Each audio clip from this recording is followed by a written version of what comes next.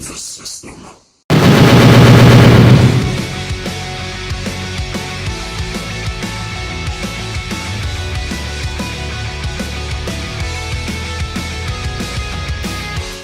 What is up, everybody? Welcome to the next edition of the Losers Lounge podcast. This is episode number 61, and we are back here this time to discuss and predict the events of WWE Clash of Champions, which takes place this upcoming Sunday. And, well, a lot of crazy things have been going on in wrestling lately, and finally we have a night of Clash of Champions where every single match is a title match. And just by saying that, I'm likely just jinxing the momentum, and they're likely going to put a singles match now, and because I said that, so fuck me. Wow. Ladies and gentlemen, first off, please welcome two-time Losers Lounge Member of the Year and Optimistic Hall of Famer, the heelist of Balors. Thank you for that wonderful introduction, Mr. Maracle. What is up, guys? There's the heelist of Balor, Sin Balor, Prince Balor. You should know the rest by now. If you don't know the rest by now, then what the hell are you doing here? Good to be back on the podcast once again. And I'm pretty excited for this Sunday. It's going to be a good show. Lots of titles on the line. I expect some to change hands, but we'll cross the bridge when we get to it. Yep. Literally every single title is going to be defended on this night, and that's the one thing I like about the Clash of Champions, whereas we're talking nothing but titles in this podcast. So, ladies and gentlemen, just enjoy yourself very much. Now, please welcome our guests. Welcome back to the podcast. First off, Amanda Tackett. Hello. I'm so happy to be here. So happy to be back, and I came prepared, damn it, for anything that happens. Oh, really? How was that? Because I brought a baseball bat because I heard what happened last time. Okay, look, I'll just be honest, nobody's going to get in this time, alright? We made sure of that, and plus we know the identities of many Retribution members. Speaking of Retribution, joining us here is somebody who was initially supposed to join us for the SummerSlam video, but that got destroyed when Retribution ambushed the Losers Lounge podcast. Please welcome Stephen Black. How you feeling, man? I'm feeling pretty fucking good. Hey, Retribution, you should have fucking killed me when you had the chance. Yeah. I believe you suffered a concussion. How's that been? It's been a month since that happened, so how you doing? It's been a month since then, and I'm feeling really freaking good. Like I said, that hard head of mine came in handy because, like I said, they should have fucking killed me. Oh, wow. Well, the good thing is everybody's all right. Anyone who was directly involved in that Retribution assault, myself, Steven, Willie, and, of course, K-Money. Shout out to him as well. But, yeah, the good thing is that's the past. We're ready to move on, and thank God we don't have to talk about Retribution for the rest of this podcast because, as far as I'm concerned, they have nothing to do with the Clash of Champions. As far as I'm concerned, anyway. But, who's ready to talk nothing but championships? Let's do it. Awesome. The first thing we're going to talk about, we're going to get this out of the way, actually, because this has no official match, but we know it'll be involved in some way, shape, or form. And that is R-Truth and the 24/7 Championship. I'm just going through each one of you, and basically all you're going to do is let me know how you think this is going to get involved in any way on the pay-per-view, and what you think should happen when it comes to the 24/7 title. So I'll kick things off with Steven. What do you think should happen with the 24/7 title on Sunday? Dude, I don't even know what's going to go on with the 24/7 title because literally anything could possibly happen with that title. And being the fact that it's still on R-Truth, you know that guy will find some way to get himself into some ridiculous situation that involves that title. And he'll either escape with it through some funny means or he'll lose it through some funny means. So I see something like that happening. I just don't know what exactly is going to happen. Indeed. All right. Amanda, what about you? Steven's got a very good point about that, and I think R-Truth is a very, very funny individual, and same with the whole shenanigans surrounding it. Now that little Jimmy kind of got back in the equation, now we have the beat shenanigans that happened on Raw that was actually pretty cool, and the ninjas too. It's so cool, it's so engaging, and even you get a good laugh out of it, and it's so much fun. And I do think the title will change hands, but I don't think I think it'll just go back to our truth. I think like twice it'll happen. Just be like, okay, here you go. Here's the title, and then here's somebody else. Yeah, it's a very good. Very I think it's going to be thing. a funny shenanigans. So. Very interesting thing to think about. Last year, the 24/7 title, I figured would change hands multiple times throughout the night. It did not even change hands once, although it almost did when Alexa Bliss tried to pin R-Truth in the middle of the women's tag team title match. That was funny as hell. Oh my god, yeah. Yeah. So, Willie, what about you? What do you think will happen with the 24/7 title on Sunday? Some weird shenanigans, my dude. What else do you expect from R-Truth in that championship? I expect like many weird things to happen. I do think he will lose it in some weird shenanigan, but he'll gain it right back. It's pretty much the play of this championship. It's all for shits and giggles at this point. It always has been. Really, yeah, man. I'm really enjoying what they're doing with the title. Yeah. I'm sure there are people out there who criticize it, but it is what it is. Yeah, that's all I got, man. He'll just win it back. And who knows? We'll find out. Yep. Who knows? It might not even happen.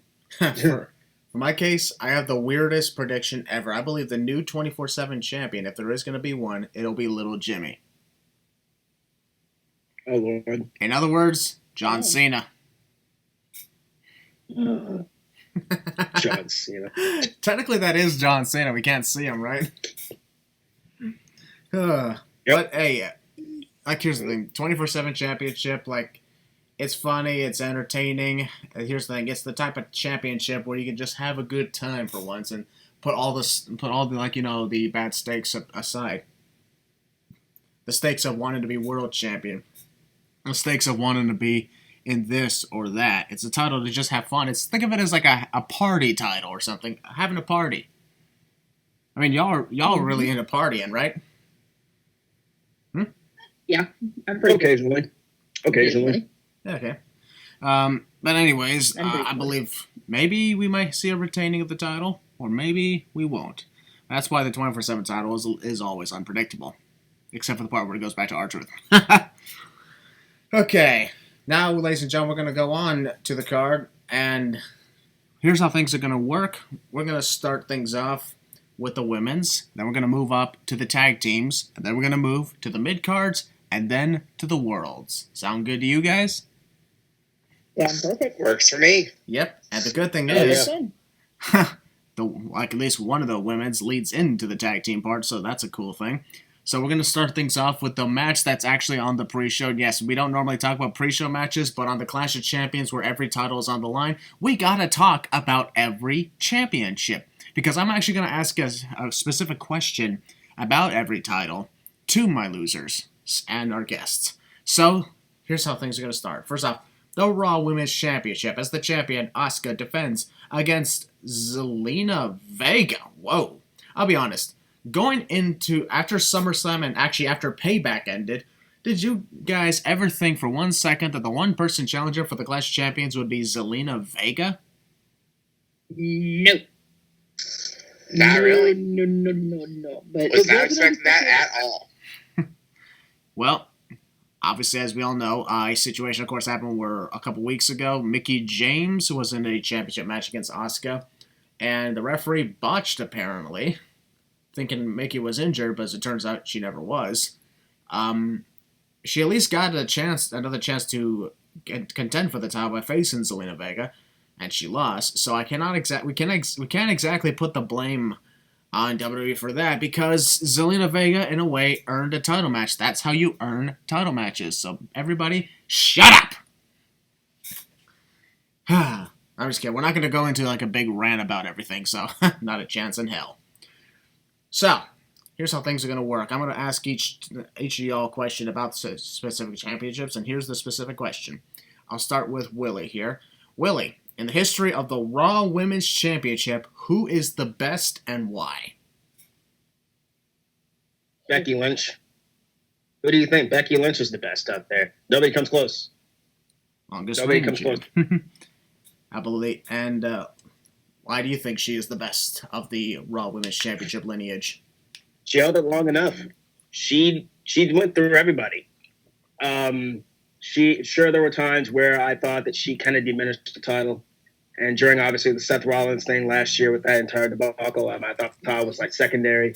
But, yeah, she really held down the brand and she held down the title, and she made it relevant. I don't care what anybody says. That is true. She what it is. And no, I'm not saying that because I'm a Becky Lynch fanboy, but it's legit the truth. So I gotta say, Becky Lynch is the best up there. I remember throughout like almost the entirety of 2019, whenever we were talking on our podcast, we were always talking about Becky Lynch and the Raw Women's title. Ain't that right? Yep. It's always gonna be synonymous with her. Like Yes. when you look at the title, you're always gonna see, and maybe it'll come to a different person, but maybe different people see a different wrestler when they see that title. But for me, I'll always see Becky Lynch. So that's all I gotta say. Becky's the best. All right. Amanda, out of the Raw Women's Championship lineage, who is the best and why? Sasha Banks, I'm joking. Wow. I'm joking. Sasha Banks, wow. I know, Cancel. No, I'm kidding. No. I'm joking. But yes, I completely agree with that on the Becky Lynch statement. Becky, she's ran through everybody, like Willie said, and she really stepped her game up, and she took that title from where it was on the card to being main event status at WrestleMania, where it was just like she won it at the main event, and she kept it pretty key focus, keeping the storyline intact, keeping everything she was a freaking badass, and God love her, and I love her reign. Right, it did have a couple of dull moments, but here's the thing: she still engaged me. She still go, oh shit, I love this. Yeah, All right. that makes a good champion. Where you just go, okay, let's see what you got. And especially somebody with the championship where she's chasing it. I love when she chased it, but I liked her with the championship too. And Becky Lynch. All right. Plain and simple. And finally, Steven, out of the lineage of the Raw Women's title, who is the best and why?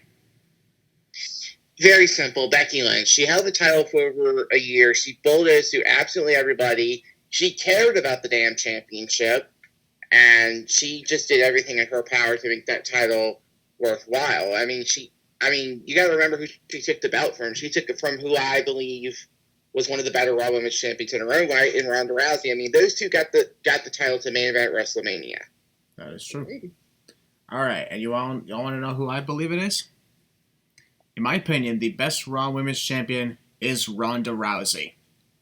And my reasoning for Ronda Rousey is not just because of her dominating performances, but also because of her attitude. And at the same time, she definitely is one of the most gifted women's wrestlers in WWE, and she really helped get the division back on track, which led to Becky Lynch getting the championship in the main event of WrestleMania. The one thing we can never take away is the fact that Ronda Rousey definitely did a lot of great shit in order to put the Raw Women's Championship in one of the top conversations on the map.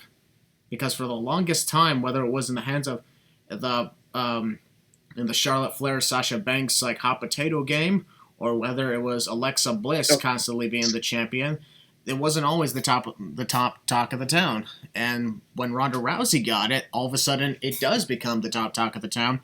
And in my opinion, she's the one who helped. This is actually my opinion. It's okay, but I believe Ronda Rousey is the biggest reason why there was an existence of an Evolution pay-per-view. Because she is one of the top ticket sellers in the women's wrestling industry, and at the same time, Ronda Rousey brings ratings as well, and her performance as Raw Women's Champion definitely helped that out, and at the same time, it helped Ronda Rousey help Becky Lynch become who she was, she became the man then. My opinion, it was all because of Ronda Rousey. And boom, that's why, in my opinion, Ronda Rousey is the best Raw Women's Champion ever. Ronda's also the reason that the women main event of WrestleMania, I don't care what anybody says. Without Ronda Rousey, that star power, you would not have a main event with women with WrestleMania. Who would have been event of WrestleMania last year if it weren't for those three? Ronda Rousey brought in ratings. Who? Exactly. Who? Anyways, now we're going to talk about the championship match. So, ladies and gentlemen, you just got a taste of what we talk about. We talked about each championship and who was the best, and now we're going to talk about the title match. So I'll start with Willie. Your thoughts on the title match and the prediction of Asuka and Zelina Vega? I really don't know. I mean, it came out of the blue. I'm very happy that, and people are complaining about this, like always, like wrestling fans do. Why are they doing this? Why is it not somebody this and that? Someone new, people. Why aren't you getting used to it at this point? Yeah, here's the thing. People ask for someone new. Zelina Vega, when was the last time she got a Raw Women's title shot? Never in this type of career at this point. I do think I would have liked to see somebody else in there, but I personally don't have a problem with that. I think they'll do good. Asuka has been a pretty fun champ. I think she should have never lost in the first place, but whatever, it is what it is. And Zelina can go in the ring, as you all know. Do not count her out. This can be a fun match, let me tell you. And I know it's on the pre-show, but hey, Finn Balor lost his title on the pre-show, so whatever. That is true. Don't get pays in a twist, ladies and gentlemen. I think it's going to be a fun match. Yeah, that's a good way of putting it. Amanda, your thoughts on the Raw Women's title match and who you think's going to win? I think it's Asuka. Asuka's going to win this, and I think... Go ahead, man. Go ahead. Shit. I know. I get it. And she's she's a dominant force to be reckoned with. And then when she went on that tear, she started to, kind of slowly come back to her own. And she's been just going, I can entertain you guys. I can bring what everybody else brought tenfold. And she has that intensity, has that drive. So does Zelina, no doubt. Zelina is a very cunning person, no doubt. And she is a force to be reckoned with. But here's the thing, Asuka is that Empress of Tomorrow who can kick your ass 20 ways this Sunday and Sunday itself. And I do not see Asuka losing here. Sorry, no. And as much as people like to complain, like saying it's something different. Dude, cry me a river, build that bridge, get over it. It's something new, it's something different, and it's escalating. It's escalating a lot of stories. So. Yep. And it's something fun. So get over it. All right. Thank you very much, Amanda. And now, Steven, the floor is yours. Go for it, brother. I'm going to make it plain and simple. Asuka is winning this match. She just won the title back at SummerSlam, and while Zelina Vega is a good competitor in her own right, yes, it is something different, and I'm happy about that. There's no way Asuka's losing here, especially if the match is on the daggone pre-show, which I don't want this to be on the pre-show, but sadly something had to be on the pre-show, so it might as well be this. But yeah, Zelina Vega's got a bright future for her singles career if she would start wrestling more. But yeah, Asuka's definitely going to take this one. Too dominant of a champion to lose it here. Yeah, and I personally also believe that Asuka is going to retain the championship. Not just because she's held on to the title for a short period of time, for just a little bit of a month, but because, like, here's the thing. I get that Zelina Vega, she just basically just split from Andrade and Angel Garza, who we're going to talk about later on. But I think that Zelina Vega just isn't ready. I'm not trying to put a quote on Asuka's catchphrase, no one's ready for Asuka. In my opinion, she's just not ready to be Raw Women's Champion. She just started her singles career, freaking God's sakes. So I was like, she's not ready for Asuka. She is not ready for Asuka. She's not ready for the Raw Women's Championship. Asuka will retain. And with that, we're going to move on to the SmackDown. Hang on, Chris. I legit got so my pick for the winner. Obviously, Asuka's going to bulldoze right through Zelina. She's going to bulldoze right through her. No, I'm saying. Okay. I legit got same. Sorry about that. There you go. I think that's why we should probably cut it down on how long we're talking about the match, because then we'll end up forgetting about making a prediction. Okay. The next championship, we're moving from the Raw Women's Championship to the SmackDown Women's Championship. This match is Bayley versus Nikki Cross, but before we get to that, it's time to ask the question. Heel Balor, who is the best SmackDown Women's Champion and why? Oh boy. Bayley. The reasoning is just, man, is there even really a good reason? I mean, there is a good reason, obviously, but I would say she's going to be most synonymous with the title. Sure, there were other people out there who held the title who were, like, relevant, but they really haven't held it as long as Bayley. And she's really coming to her own as this heel character. And that's what's going to be most memorable about her as the champion. She's been on a fantastic run. She's ran through everybody. She hasn't slowed down. She won't slow down. And that's all I got to say, man. I really have been enjoying her reign. Now, sure, some people are saying, oh, it's been going on for too long. Oh, she needs to drop it now. Drop it. I do agree. I think it's gone a little bit too long, but that's just my opinion. But I think Bayley is going to be the most synonymous with the title. That's it. Yeah. I can understand in that case. I'm going to go ahead and make my decision on that one. My opinion for who's the best SmackDown Women's Champion. It's actually really tough. This one, honestly, was really tough for me to think about. But, and some people will probably be shocked when I say this, but I think Charlotte Flair is the best SmackDown Women's Champion. The reason I say is Charlotte Flair is because, think about it. When you look at the first little bits of lineage of the SmackDown Women's Championship, Becky Lynch's first reign was all right. She was the inaugural champ. Alexa Bliss, Naomi, she also did great. Natalya. But when Charlotte Flair got it, that's when we started getting a little bit more mainstream, especially when she beat Asuka at WrestleMania 34. And she was in the SmackDown Women's title picture for the longest time. Not just because she's a Flair, but because she was hell-bent on making sure that championship was actually getting a higher talk in the conversation. This goes back to the higher talk in the conversation thing that I said about Ronda Rousey on the Raw side. And think about it. Charlotte Flair also helped Becky Lynch become who she is. I mean, a lot of people would probably disagree with it, but it wasn't just Ronda Rousey alone. Becky Lynch also had Charlotte Flair to help her out with that. And even if it seemed like everybody was just choosing Charlotte over Becky, and it was frustrating, it was all a build-up. And the build-up worked out very well. And even though there were times where Charlotte either held the title for like a minute or 5 days, just to get some additional reigns on her record because she's a Flair, those, in my opinion, didn't count. The real reigns were between the end of 2017 going into 2019. Those are the times where, in my opinion, Charlotte Flair definitely helped make the SmackDown Women's Championship much more relevant. That's why I believe Charlotte Flair is the best SmackDown Women's Champion. Did I shock everybody?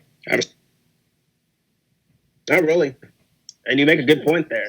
She will go down in history as probably the second best and most synonymous with the title. I respect that. Yep. Okay. Amanda, what about you? Who's the best SmackDown Women's Champion? Ding dong, hello, Bayley for me. Ding dong, hello. I thought she was about to say Sasha Banks. I was about to say, wait, she never held the title yet. No, not yet. Anyway, but I got Bayley here. I'm sorry, Bayley, for being the best because the minute she got that bitch, she took off and she went. I'm doing my own thing. I'm doing my own shtick, and her heel dynamic right now, where she's at, she's on fire. Like, she's just letting everybody have it, and I love it. And she's just like she's keeping everybody's attention, the focus on that SmackDown Women's title, where she's like, even though I'm not the big main focal point, but I'm still going to be I'm still going to be the one that you're going to be talking about, like saying, trust me, we have a whole group chat who said Bayley is shite right now. But here's the thing, you're still talking about her, aren't you? Yep, that is true. Here's the thing, and if you're talking about somebody, that means they're still in your mind, they're still in your head, they're still. And I love Bayley's reign. And I loved it when she finally just like snapped and just no bullshit, and I loved it. And I still and I right now, like, I see this like when I hear the word SmackDown Women's title, I think two names. Yes, I do think Charlotte Flair. Yes, I do think Becky because she was the first. But I also see the first person that comes to mind, Bayley. Because she's the one who's been reinventing the wheel for her. All right, not bad. Okay, Steven, who in your opinion is the best SmackDown Women's Champion? It's an easy choice. It's Bayley, and if anybody thinks otherwise, you guys are entitled to your truthful but very wrong opinions. Opinions can't be wrong. But go ahead. Well then, how about I say stupid instead? Much better. Okay, yeah, but Bailey, to me, ever since she got her hands on that title, has made that title relevant. Even when she was a face with that title, she was the one where if you were looking at the SmackDown Women's Championship, you were looking at Bailey because she, except for that brief spell where Charlotte had it for a few days, she has been the champion for the last over. Let's just think of it as since May of 2019. Yeah, since May of 2019, to over 400 days, she's held that SmackDown. Actually, she's been champ for nearly 500 combined days. Jesus. Oh. Over 400, over 500. My point is, you see SmackDown Women's Championship, you think Bailey, because, dude, Bailey has had her characters go leaps and bounds from when she's gotten that title. I mean, ever since she turned heel, I have loved the Seal Bailey character. She's finally got that spark she truly needed. She has been putting on match after match where I feel like she's done great. I mean, none of her matches are the best match of the night, but she always knows how to put on a good but serviceable match. And while Charlotte did kind of help make that title relevant, Bailey is the reason I still remember the SmackDown Women's Championship today, because I can't think about Bailey without thinking about that title. All right, not bad. So she is by far the best. And now, ladies and gentlemen, we're going to talk about the match itself. Bailey versus Nikki Cross. Bailey's closing in on 1 year. October 11th of 2019 is when she won it back from Charlotte Flair. And she's closing in on a year now. Right. She could be a champion for a year if she gets past Nikki Cross, which I believe she will. So, in other words, I predict Bailey's going to retain. However, I think it's going to be because Alexa Bliss, under the influence of The Fiend, is going to cost Nikki Cross the title. That's the way I see it. And even then, right after Bailey's done with Nikki, I believe Sasha Banks will show up and start off their Hell in a Cell feud. So, there's that to think about. But that's all my opinion. I could be wrong on both occasions, or one, or none. Anything's possible. That's the one thing that we got to remember, is anything is possible. When we think WWE can't do anything good, they surprise us. They always do. It's the fact that they don't do it frequently that we know what is the best moments. So, that's why we got to think about it that way. So, Bailey to retain the championship. Steven, I'll start with you this time. Who do you think is going to win this match? As much as I love Nikki Cross here, I have to give it to Bailey. Because Bailey is going to be starting her massive feud with Sasha Banks. And Sasha has already made it very clear that she wants the SmackDown Women's Championship. So, unfortunately, Nikki is not going to win it here, even though Nikki is going to put in probably another awesome performance against Bailey. But sadly, Bailey is just going to take it because that Bailey and Sasha feud is most likely going to involve the SmackDown Women's Championship. So, yeah, That's a good way Bailey's taking it here. Yep. All right, Amanda, you're next. Ding dong, hello, Bailey, and sorry, had to get that out of my system again. Sorry, I just love that little catchphrase she has. Thank God. And this feud, man, they have two separate storylines going at it, and it will converge. And because we have Alexa under the influence of The Fiend, we have Nikki trying to contain her friend, trying to help her friend, or let her fall down the abyss more. And then you also have Bailey in the Sasha drama. And don't count out Nikki Cross now. Don't count her out. She's a fiery, tough son of a bitch who can grapple with the rest of them, and she has that fire still, and I love her to death, and that's why. But I don't think Bailey's gonna retain here and set up that feud, like you said, Christian, and like you said, Steven. And like I said, I just think there's other storylines here at play, and I think there is. I think we should just keep a close eye on this match, and that's why I got Bailey here. All right, and Hugh Balor. Nikki Cross will come close, but no cigar. Baylor will easily walk away as the SmackDown Women's Champion. And I do believe that Alexa Bliss will get involved. Obviously, she's under the possession of The Fiend. I do think she will be showing up to cost Nikki the match. I don't see Sasha Banks showing up just after this beatdown from SmackDown. I think she'll be on the aftermath, SmackDown aftermath of the show. But obviously, that will lead to Hell in a Cell. And we'll go from there. Nikki Cross is going to come close, but no cigar, man. Ain't going to happen. It'll be a good match, though. Do not count Nikki Cross. Do not count her out, man. She's a very, very good competitor. Yep. And let's not forget, their match against Bayley at the Horror Show at Extreme Rules was actually a lot good. A lot of people overlooked that one, but I absolutely loved that match. It was match of the night for me. Yep. That was so much fun. Okay, we're going to move on to the last women's title, which is also the start of our tag teams conversation, and that is the Women's Tag Team Championship. And honestly, this conversation is definitely not going to be that long when it comes to asking this question. Amanda, I'll start with you since this is the Women's Tag Team Championship. Who is the best Women's Tag Team Champions? Oh, God. If anybody says Iconics, I'm going to kill you. But I think it's Awesome Hug, aka Sasha and Bayley.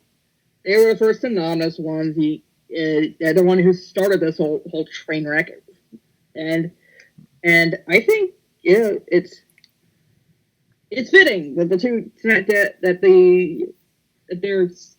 they started this view. They started it, and then now they passed it along to the new champions, which I love. And it's just like, I'm doing my own thing, and now you guys set up your own stuff. And I do like how sometimes this is also a jumping off platform for people, and I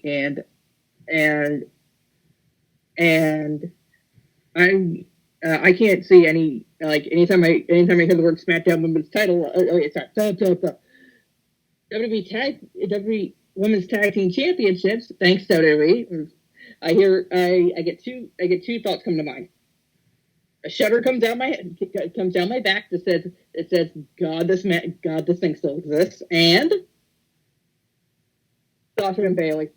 All right. Those are the two names I mostly synonymize with it.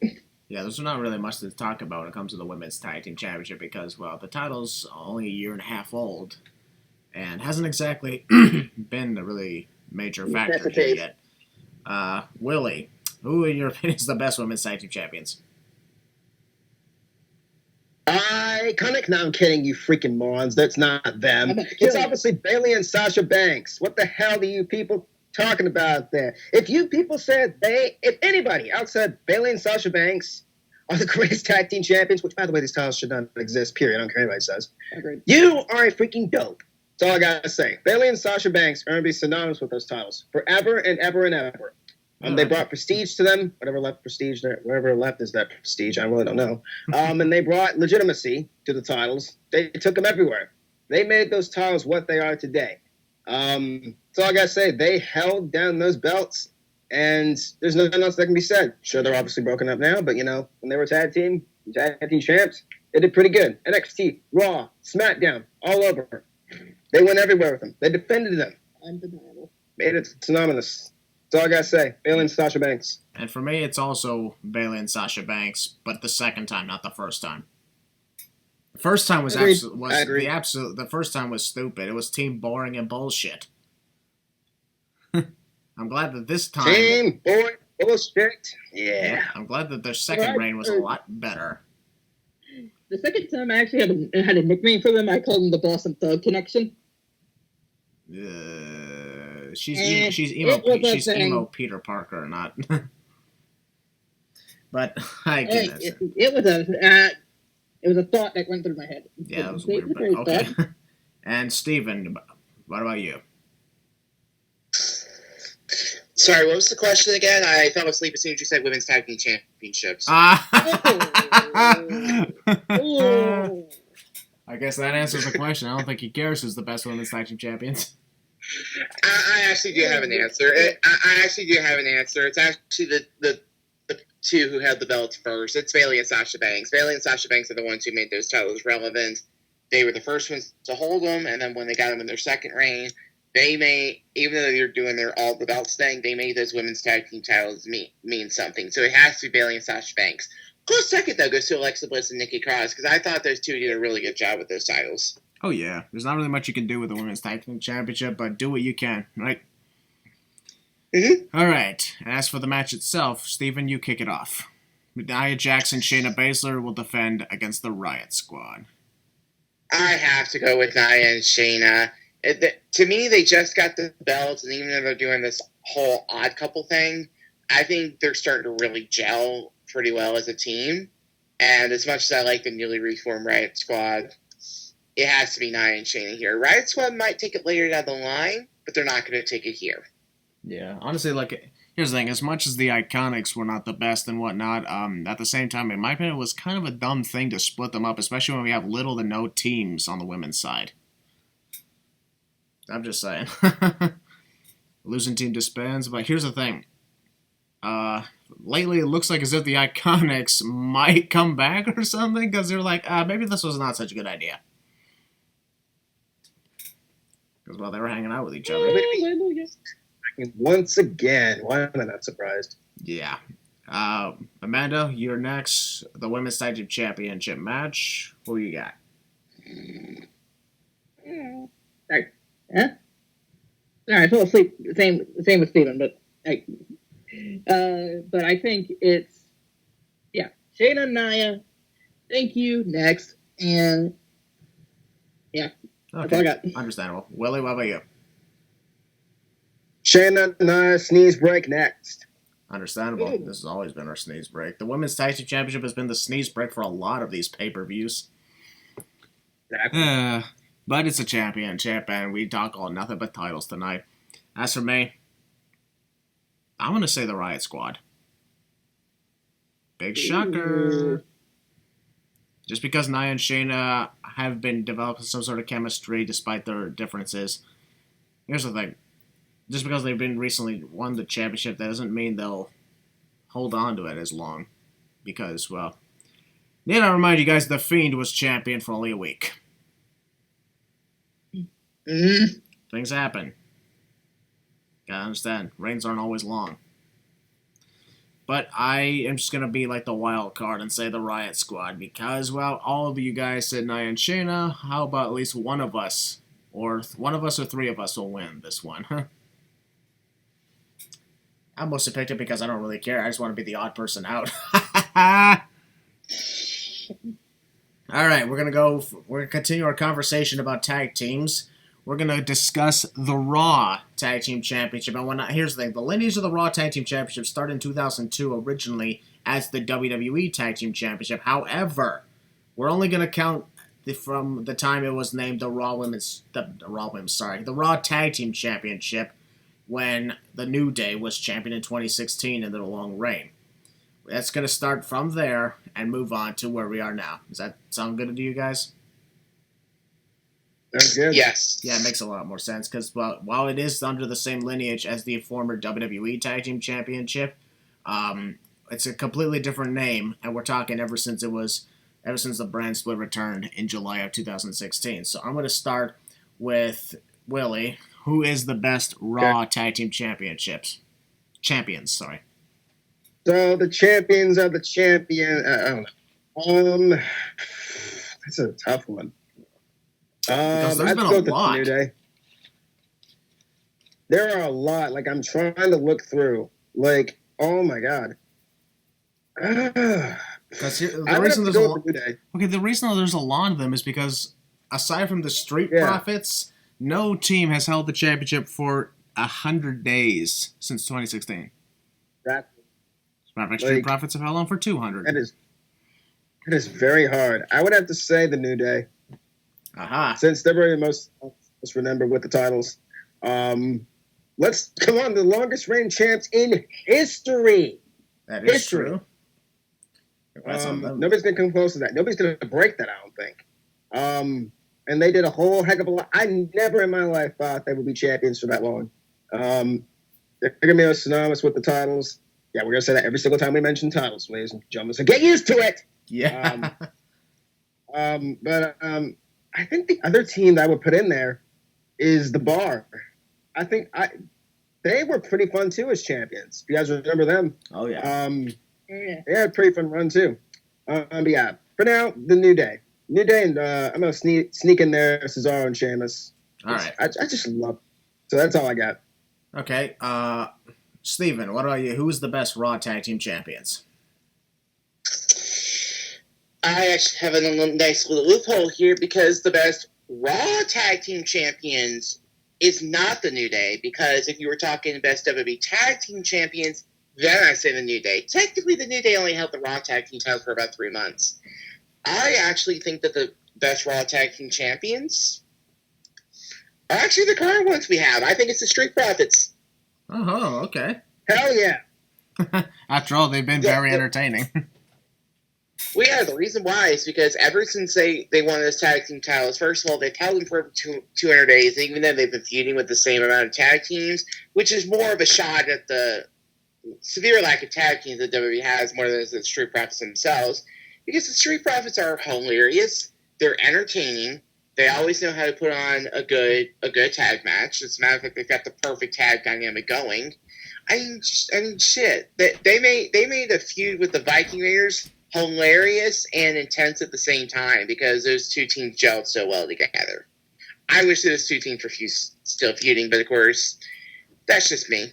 But yeah, the Street Profits have been taking those titles and doing everything they possibly can to make them relevant. And even if they lose them on Sunday, which, spoiler alert, I don't think they will, then it will have been a good reign for them.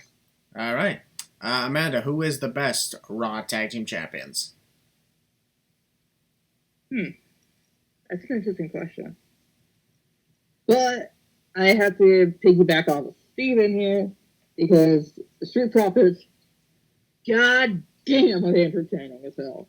They really know how to work well together. They know how to work well with every tag team. They always know how to figure a way to tell a story, have some fun with it, and the Viking Raiders and the Street Profits feud was fun as hell. I'm not gonna lie, I loved it, and it was one of the most enjoyable parts, like Steven said, and I have to piggyback off it, and I agree completely. All right, just give me a quick But second. the bar is second course. Yeah. All right. Okay. I'm gonna go ahead and say my. Actually, as a matter of fact, let's see. I've given a lot of thought myself on who I think's the best Raw Tag Team Champions. Because think about it, there's a lot to think of. So many teams, so many different teams, so many put together teams in the last second were the Raw Tag Team Champions. Think about that one for a little bit. Because, well, a lot of the teams were either great tag teams or a random team with Seth Rollins. My pick, honestly, is The Bar. In my opinion, The Bar is the best Raw Tag Team Champions because they managed to put on great feuds with many different teams, whether it was New Day, Hardy Boys, Gallows and Anderson, Enzo and Cass. The list goes on and on and on, or even Braun Strowman and Nicholas. I'm not saying they're the best, I'm just saying they somehow had a feud with a kid. So, yeah, that happened. But I just wish there was a lot of teams that just got a better chance of being Raw Tag Team Champions, because it seems like the sooner people won the championship, the sooner they lose it.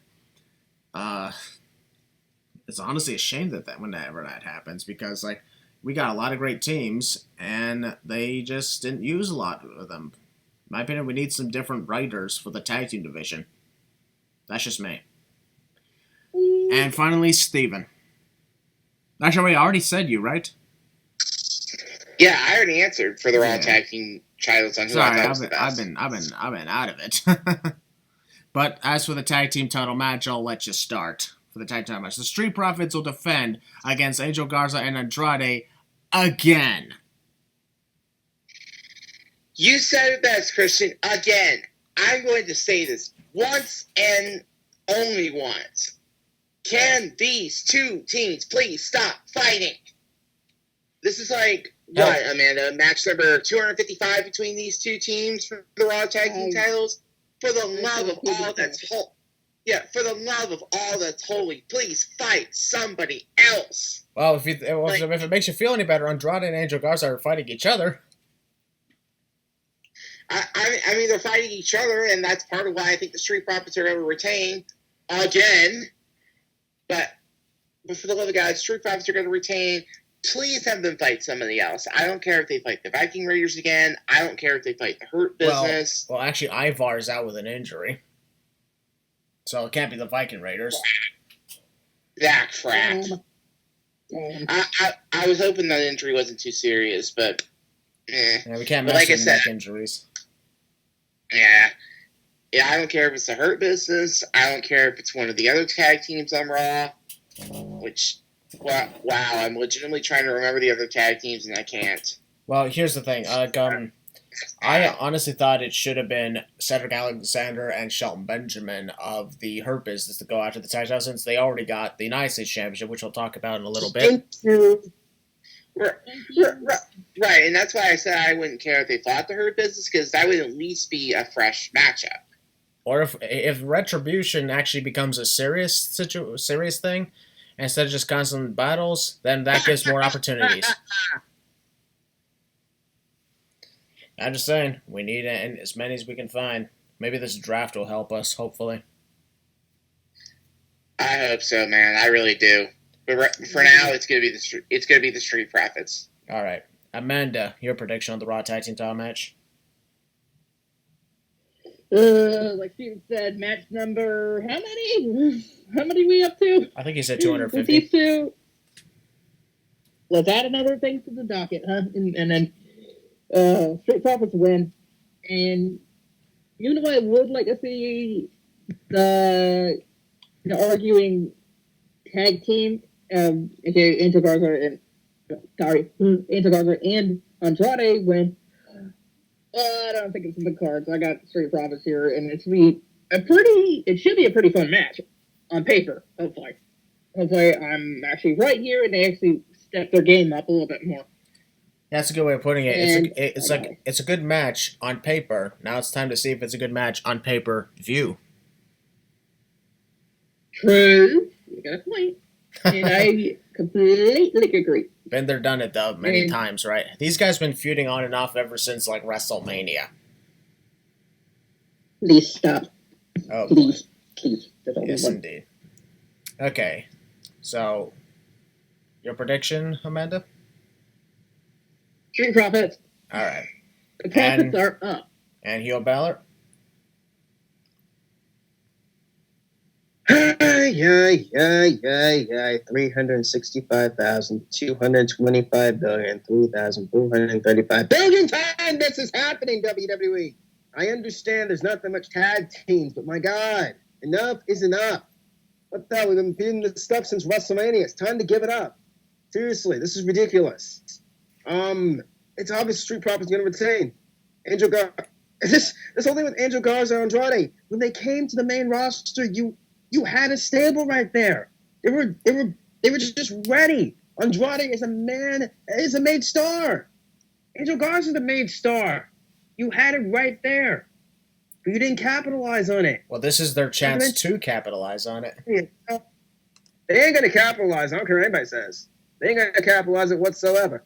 I think Street Profits retain here, and then we're going to keep continuing in the storyline. Do not be surprised if this happens at Hell in the Cell. Do not be surprised if this goes on until Hell in the Cell or past that. Street Profits retain. Getting tired of this card. Tired of this shit. Yeah, I can understand that one. It can be really frustrating. I believe also I believe honestly Andrade and Angel Garza are going to win the Raw Tag Team Championship. I know that they've been having some problems lately, but I think maybe that is actually the distraction, the intentional distraction for the Street Profits. Thinking, these guys are going after each other, this will be easy, and then bam! It was all a plot. Maybe. We'll find out. And here's the thing, if Rey Mysterio was never injured, I'll be honest, I would have preferred him to team with Dominic over Humberto Carrillo in that number one contenders match. But I understand Rey's injured. What was the plan? Rey's hurt. What was the plan? Yeah, how good would that been? Street Profits versus the Mysterios. Even if the Mysterios don't win, that would be something new. Because people already complained that They're being pushed too fast, but whatever. Here's the thing, Dominic. Here's the thing. If they're saying he's being pushed too fast, well, think about this. How many times has Dominic beat Seth Rollins one-on-one? 0. How many times has he won a number one contenders match for a championship? Never. 0. So who's being over-pushed here? Exactly.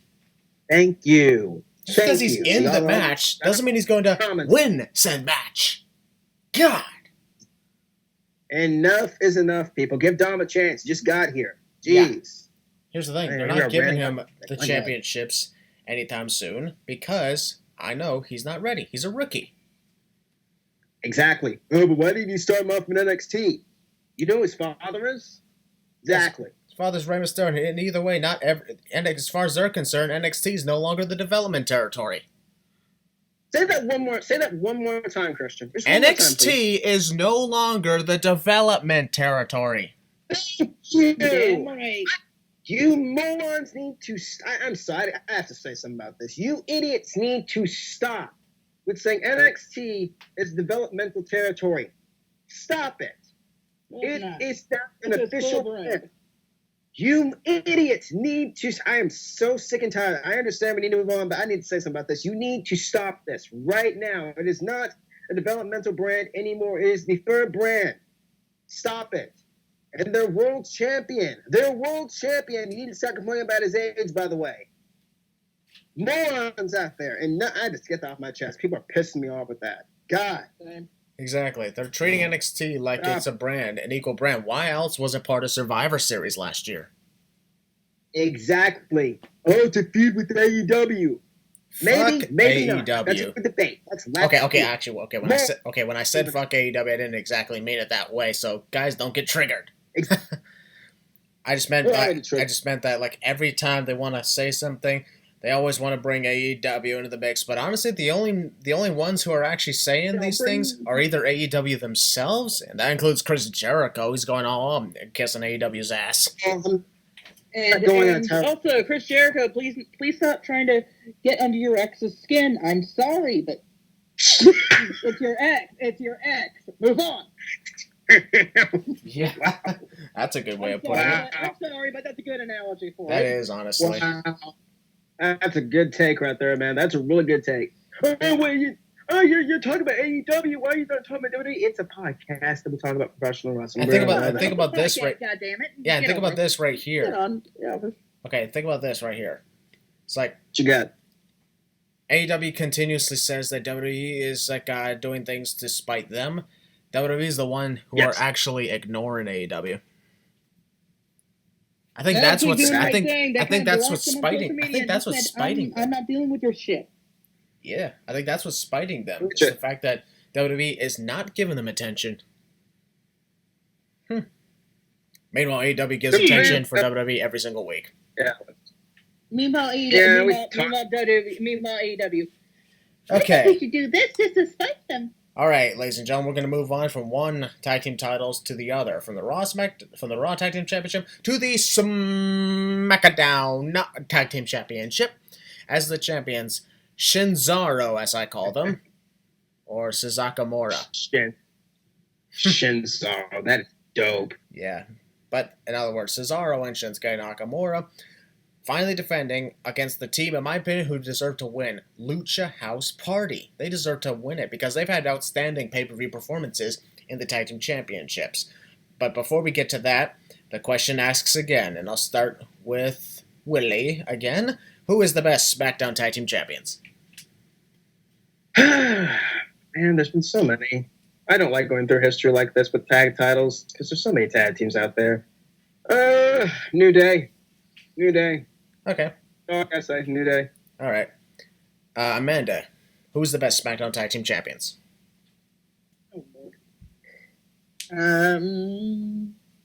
Just let it run now. I'm joking. I'm joking around. I'm getting a lot of crap today. I know. So, but New Day.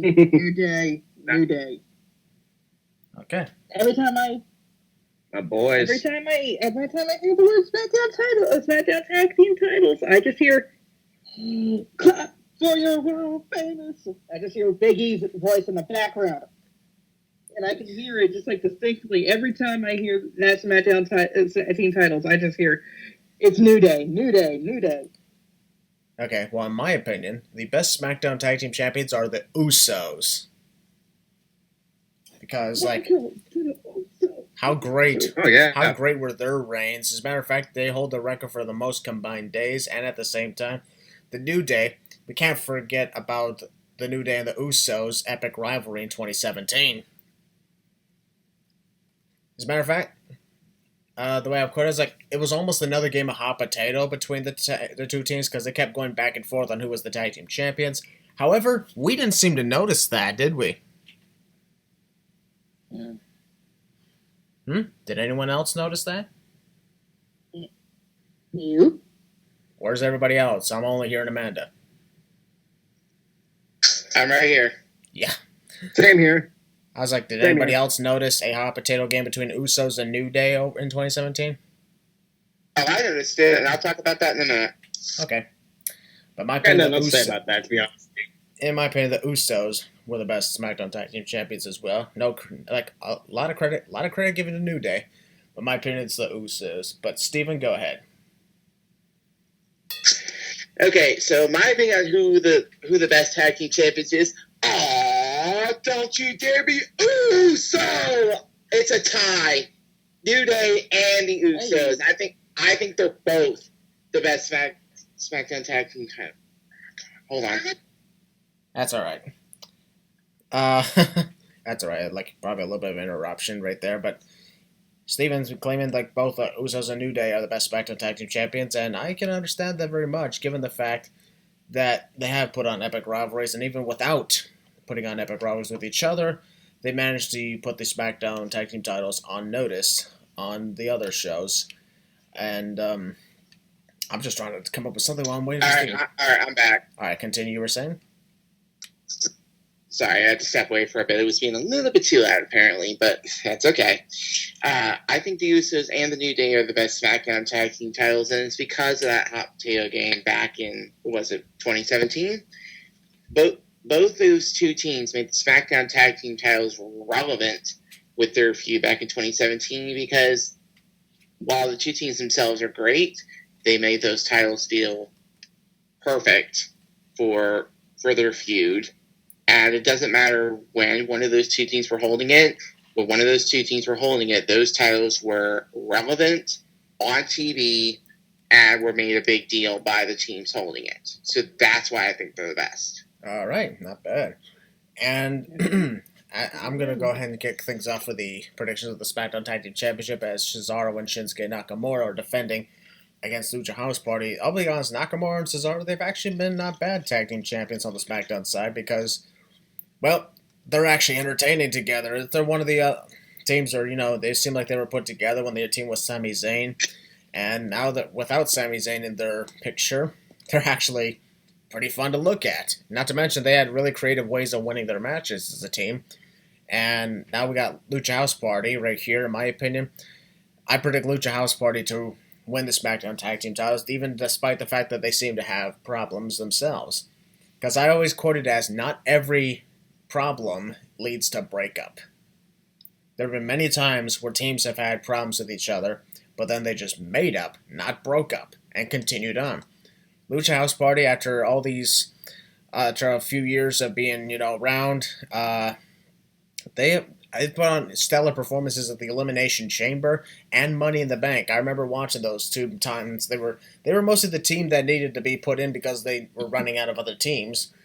But when you looked at the performances, you're like, why aren't these guys winning it? Because look at the way they're performing.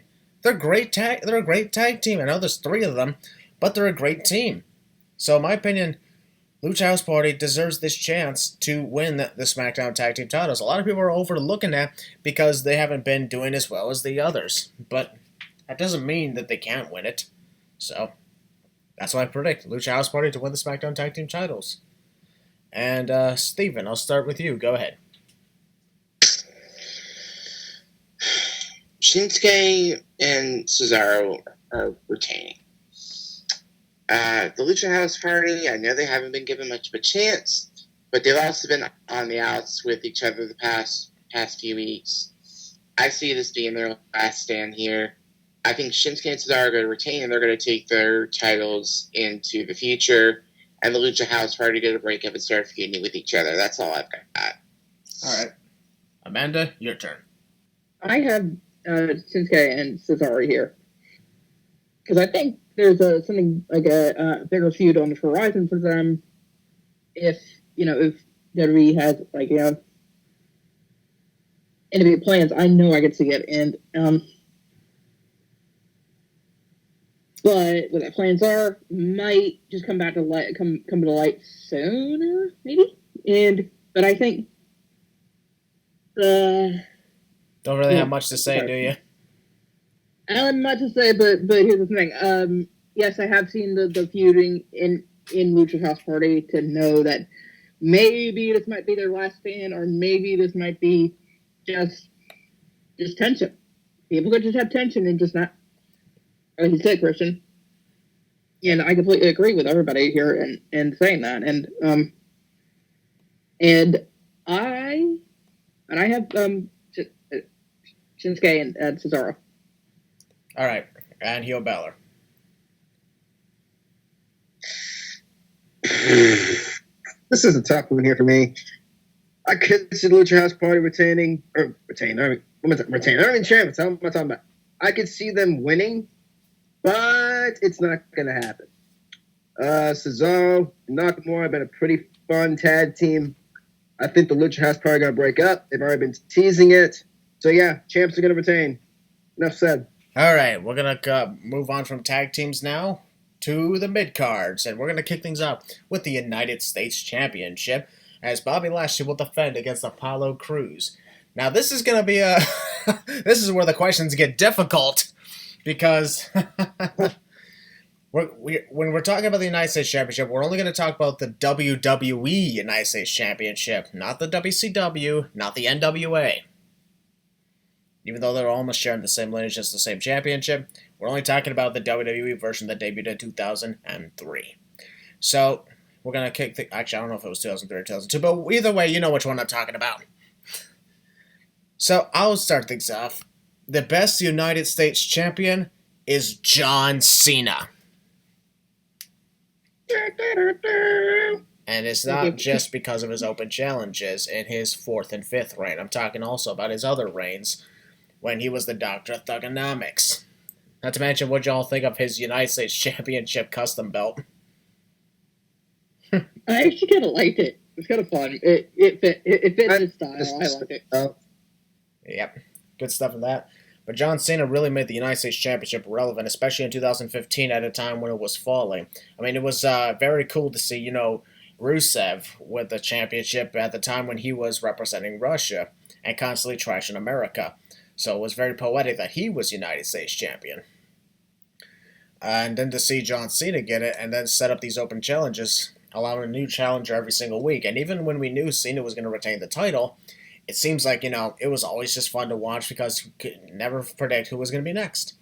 So that's why I enjoyed that very much. And that's why I think John Cena is the best United States champion. So, Willie, your turn. Who's the best United States champion?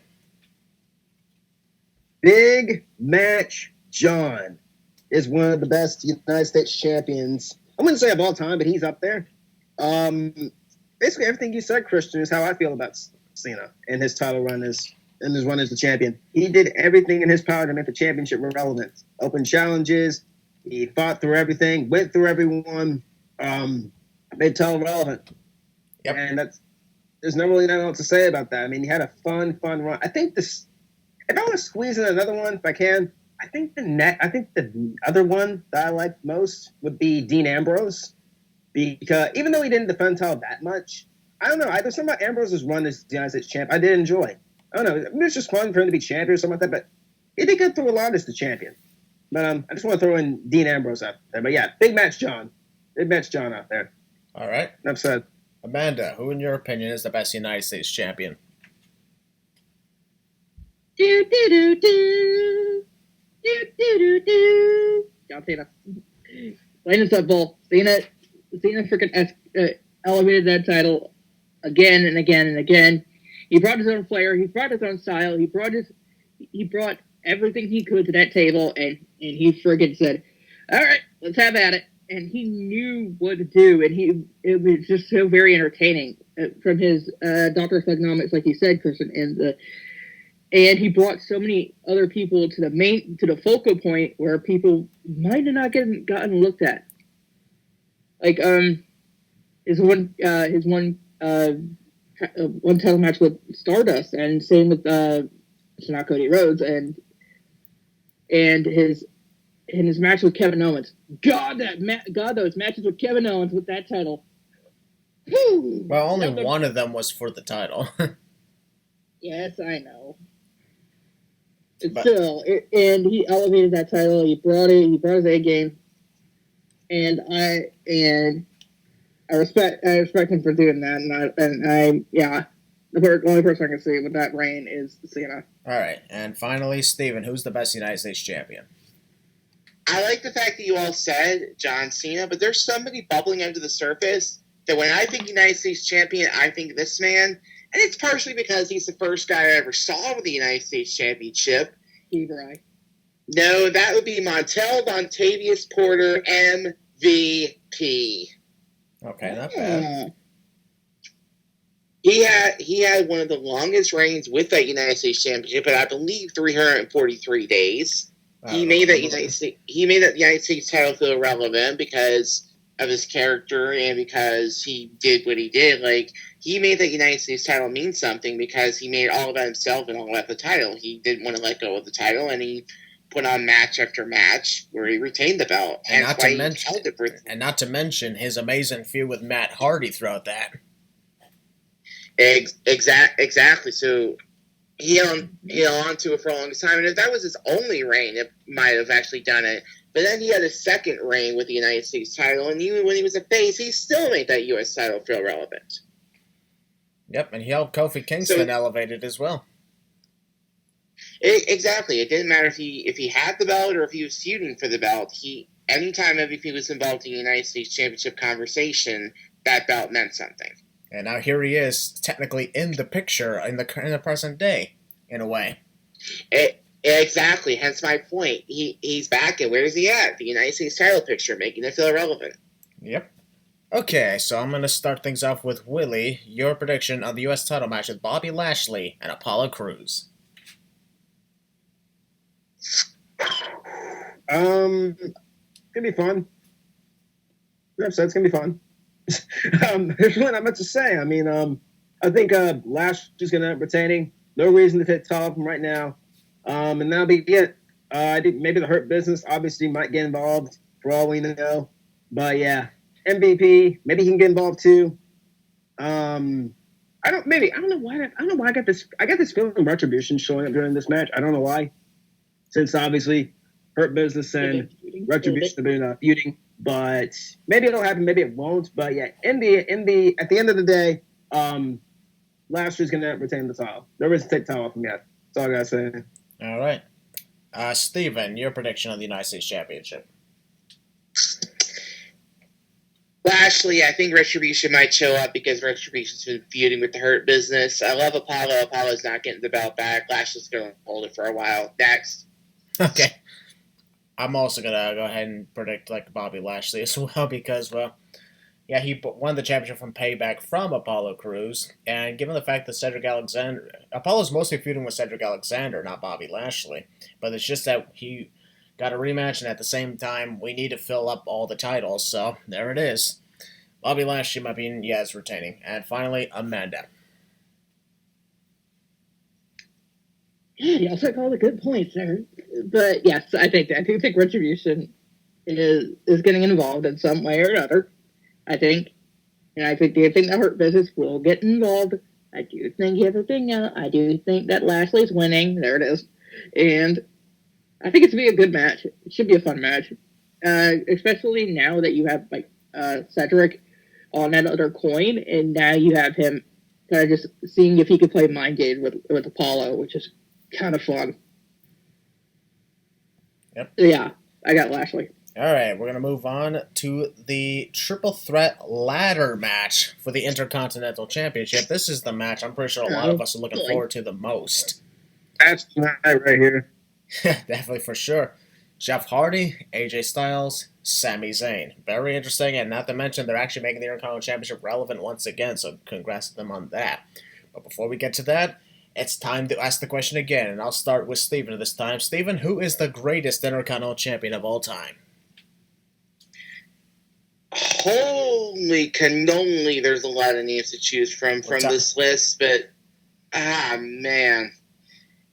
The greatest Intercontinental Champion of all time. I'm gonna have to give a few choices because I really do not have a clear-cut answer. I'm gonna go with an old one. Randy Savage did a wonderful job with the Intercontinental Championship when he held it. Yep. Modern day example. So today I'm going to say The Miz because he makes that title relevant every time he holds it. And then if we're going in the middle, someone who I actually love as the Intercontinental Champion, Chris Jericho. I thought Christian. I said of course because I'm like, seems like everybody always talks about Chris Jericho and the Intercontinental title. I mean, come on. Chris Jericho has held that Intercontinental title like how many times? 8 times? 9 times? Number doesn't matter. 300 plus days times combined. Yeah, I was going to say, Chris Jericho has held that title a lot, so he didn't exactly do damage to the belt. He made that belt look really good, so I don't have a clear-cut answer. So Savage, Jericho, and Miz, all great Intercontinental Champions. All right. Amanda, your turn. Who is the greatest Intercontinental Champion of all time? God. Awesome, Miz. Miz freaking elevated this damn thing every time he held it. Every time that he got that belt, or he was feuding with somebody who had that belt, he knew how to draw that spotlight towards it. He knew how to work that crowd where he was just like, "Hey, everybody, check out the IC belt picture." It's kind of it, and I loved every time he was in a title feud, especially the one with Dolph Ziggler, I believe. That was actually a pretty cool feud. I loved that, and I loved every chance he got to use it. Every time he got it, he was just like, "Hey, here it is, everybody. I'm here to do what I can, and here to elevate it." And yet you did. Hell yeah, it is. All right. Heel Balor, what about you? Who's the greatest Intercontinental Champion of all time? The Miz. The Miz, in my opinion, will be synonymous with that championship for a very long time. In my opinion, obviously there are a lot of great champions out there who have held that belt. Well, another favorite of mine would have to be Le Champion, Chris Jericho.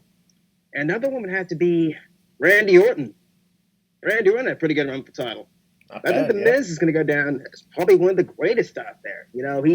He's close to becoming the longest reigning ever combined days ever as champion.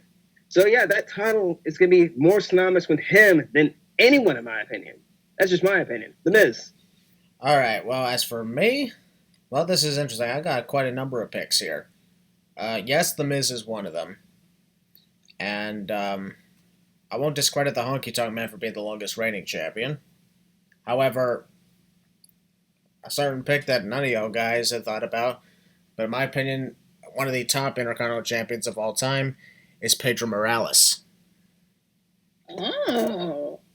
Pedro Morales in the 1980s definitely dominated as the Intercontinental Champion in 2 reigns. In 2 reigns, he's the longest reigning combined champion. He went through opponent after opponent, major feuds with wrestlers including Don Maracle, and he won the championship from Ken Patera. He's actually the third person to have been champion, and the first person to have been a 2-time Intercontinental Champion as well. There's a lot of history, especially in the 1980s with the Intercontinental Championship. A lot of people overlook this sort of things because they weren't alive back then. And that's understandable. I can understand that part. We're not there to witness a lot of the modern age, a lot of that stuff, and neither was I. However, I like looking back on history, and Pedro Morales is definitely one of the best. In my opinion, though, The Miz is the best Intercontinental Champion of all time because not just because of the fact that he's close to being, the longest reigning overall champion, and not just because, well, he's awesome, because in my opinion, being your character doesn't matter on the quality of your title reign. What matters is how you are performing as the Intercontinental Champion, how you are treating said Intercontinental Champion. That's why, in my opinion, Chris Jericho is nowhere near the best Intercontinental Champion of all time, because his reigns were over before it even began. The average number of days that Chris Jericho's been champion, 20 or less. Actually, 20 to 30, but you know what I mean. And not to mention, it's like, while he did have, while he's a 9-time champion, that's quantity. You got to remember that, guys, especially when the case where everybody complains about Charlotte Flair being quantity champions. Because she's a quantity champion. Chris Jericho is also a quantity champion. Being Chris Jericho doesn't automatically grant you being one of the best of all time when it comes to being the best champion of all time. Because being a character and having a title belt are two different things. The Miz definitely was quantity and quality. 8-time champion, the second most wins, and at the same time, he made the championship relevant, not just because of shoot promo on Daniel Bryan, but because every single time, every single week he came out, he flashed that title in everybody's faces, made sure that everyone was aware that he was the best champion ever. So there's that to think about. He made sure everybody was aware that he was the best ever. And Chris Jericho, well, for his case, it's more of, oh, I'm Chris Jericho. Duh, that makes me the best. In my opinion, that's not how it works. And that's never going to be how it works when it comes to the championships. That's why, in my opinion, The Miz is the greatest of all time. With Pedro Morales, Honky Tonk Man, and now I'll even mention the Randy Savage, as Steven brought out earlier as well, is definitely close to it. Dolph Ziggler was also a really great Intercontinental Champion as well. And Jeff Hardy, the current champion, he's had quite a number of great reigns with it. Most notably one in 2007 to 8, when Jeff Hardy was Intercontinental Champion. That was fantastic. And now, speaking of Jeff Hardy, we're gonna go right to the title match, a triple threat match between 3 people who are actually making the championship relevant after it started to fall a little bit from obscurity. And that is Jeff Hardy, AJ Styles, Sami Zayn. AJ Styles managed to use what he could, being phenomenal, to elevate the Intercontinental Championship. Jeff Hardy is recognized as one of the best wrestlers, or one of a lot of people's favorites, and he's been a tough, really good Intercontinental Champion. And then we got Sami Zayn. He's the main talk of the main course, the main talk here, because as we all know, Sami Zayn won the Intercontinental title at the Elimination Chamber and was forced to. Actually, he wasn't forced to relinquish it. He chose to leave. In other words, when he chose to leave, WWE stripped him. So I want to bring this up, guys. That's the difference between Sami Zayn and Jordan Devlin. So stop with the bullshit of saying Sami Zayn should still be recognized as champion because they let Jordan Devlin be champion. Jordan Devlin cannot, I repeat, cannot legally make it to the United States because of the COVID-19 pandemic. So he had no choice in the matter. Sami Zayn, on the other hand, was there. He was there as champion. And what did he do? He decided to leave for his own safety and with an unknown time of when he would return. You can't just say, okay, we'll let you keep the Intercontinental Championship, even though you could have simply just stayed here the whole time, or you could keep yourself safe somewhere else. And because, well, it wouldn't make any sense if we let you keep the title. So please, people, stop saying that Sami Zayn is the rightful champion just because he never lost it and because we're in the midst of a pandemic. It doesn't make any fucking sense to say that Sami Zayn is still champion because he's freaking not. The fact of the matter is, whether you like it or not, Sami Zayn is not the champion right now, so suck it. Yeah. See, that's the difference between... Been waiting for somebody to say that. That's the difference between Jordan Devlin and Sami Zayn. They're always making comparisons. I'm like, y'all are never listening to the facts. They want to listen to facts, Christian, but they want to listen to their own facts. Yeah, they think that it's a fact, but they're stupid. Almost as stupid as Sami Zayn is. However, the one thing I'm going to give major credit to Sami Zayn is by thinking he's the Intercontinental Champion, he's making that the top title to be talked about for this Sunday on a clash of all the titles. So, congrats on that. Hell, in my opinion, he's honestly a better champion than Chris Jericho. Oops. And he's not even the champion. Okay. Now that I got that out of the way, my prediction is Jeff Hardy retains the Intercontinental title in that ladder match, but I guarantee it's going to be fantastic with Hardy's, Styles, and Zayn. That's going to be fantastic. Amanda, I'll start with you. Your prediction on the title ladder match. Okay, just my prediction, and then I'm going to go into my opinion about it. My prediction is Sami Zayn. Okay. Yeah. That was a hard pick because I had to go look at somebody else. I had to look at Jeff Hardy's kind of like his report card, as it will, with title matches, with the IC belt and ladder matches. I just I didn't pick Hardy because he got it. I didn't pick Hardy because he had a shoddy report card. I picked Sami because he's a wild card in all this. He's been like Christian said, he's been making his title damn near relevant on a pay-per-view that's all about champions. What in the hell is going on? What and I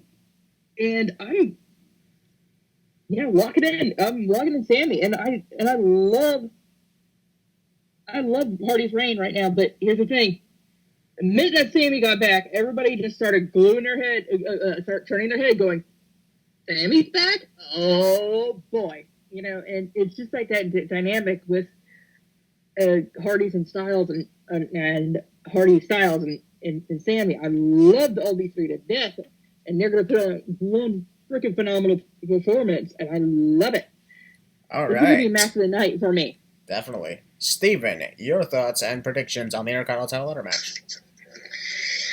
I love the fact that this match is happening. You've got Styles, who was the one Hardy beat for the belt. You've got Sami Zayn, who never actually lost the belt, even though, yes, he did choose to stay home, so he is not the rightful Intercontinental Champion, despite Sami Zayn saying he is, and despite half the sheep on Twitter saying he is, which, by the way, all of you were wrong, especially you, Sami.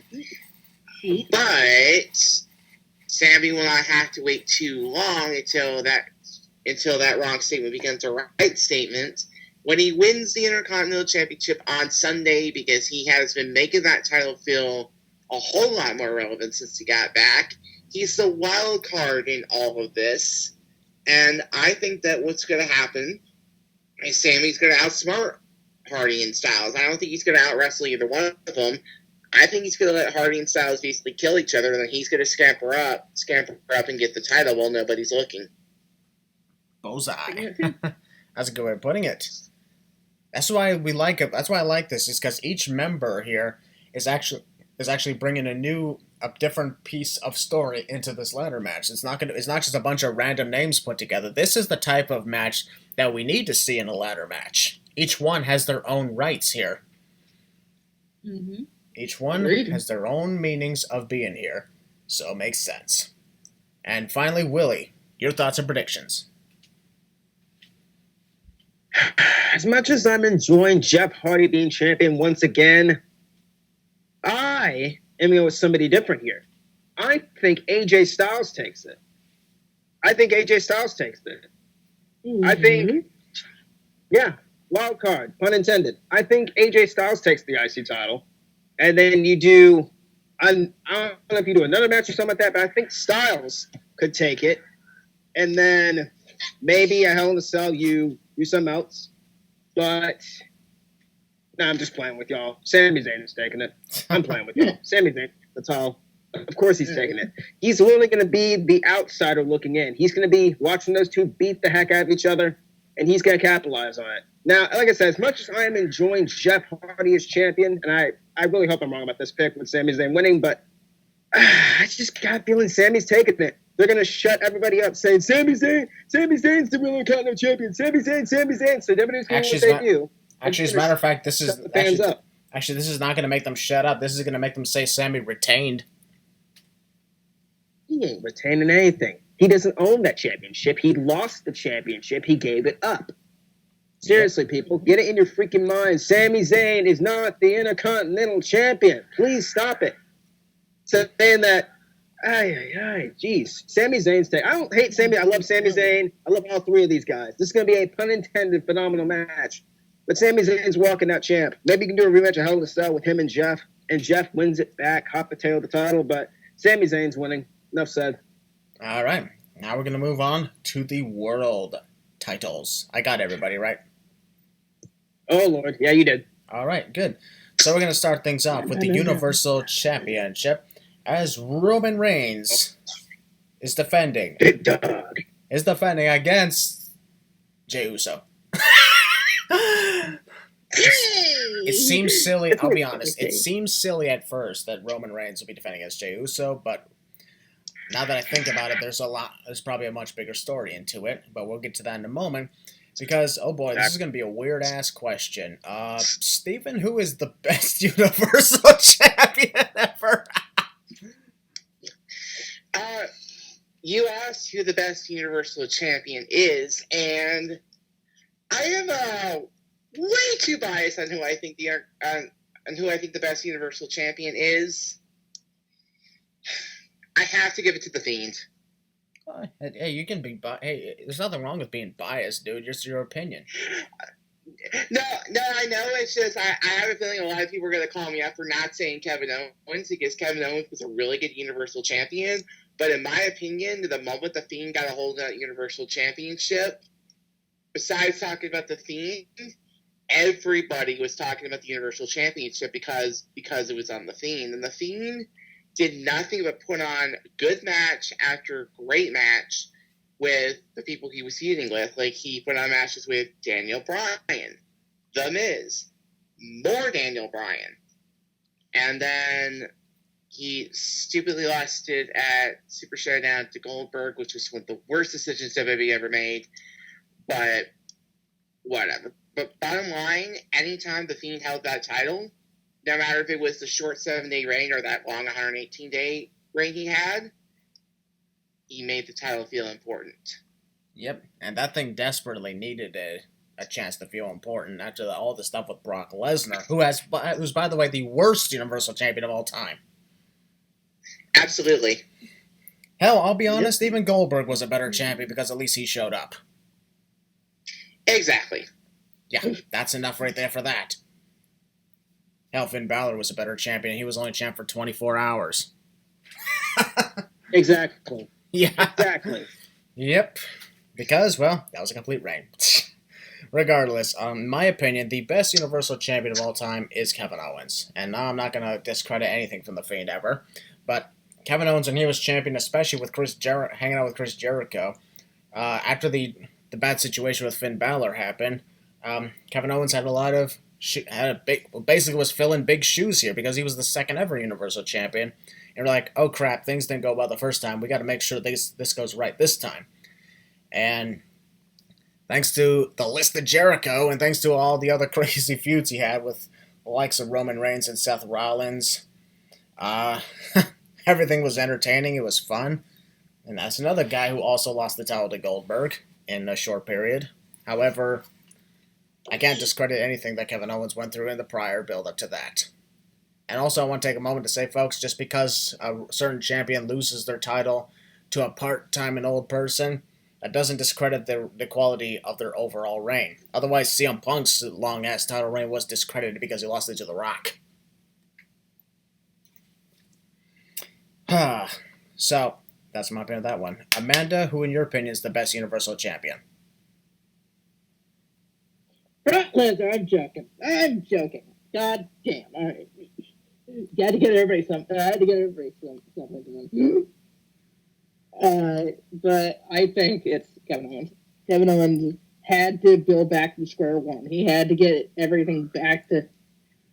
He had to basically put the belt back on the mount. He had to go, okay, Balor's injured. Now what?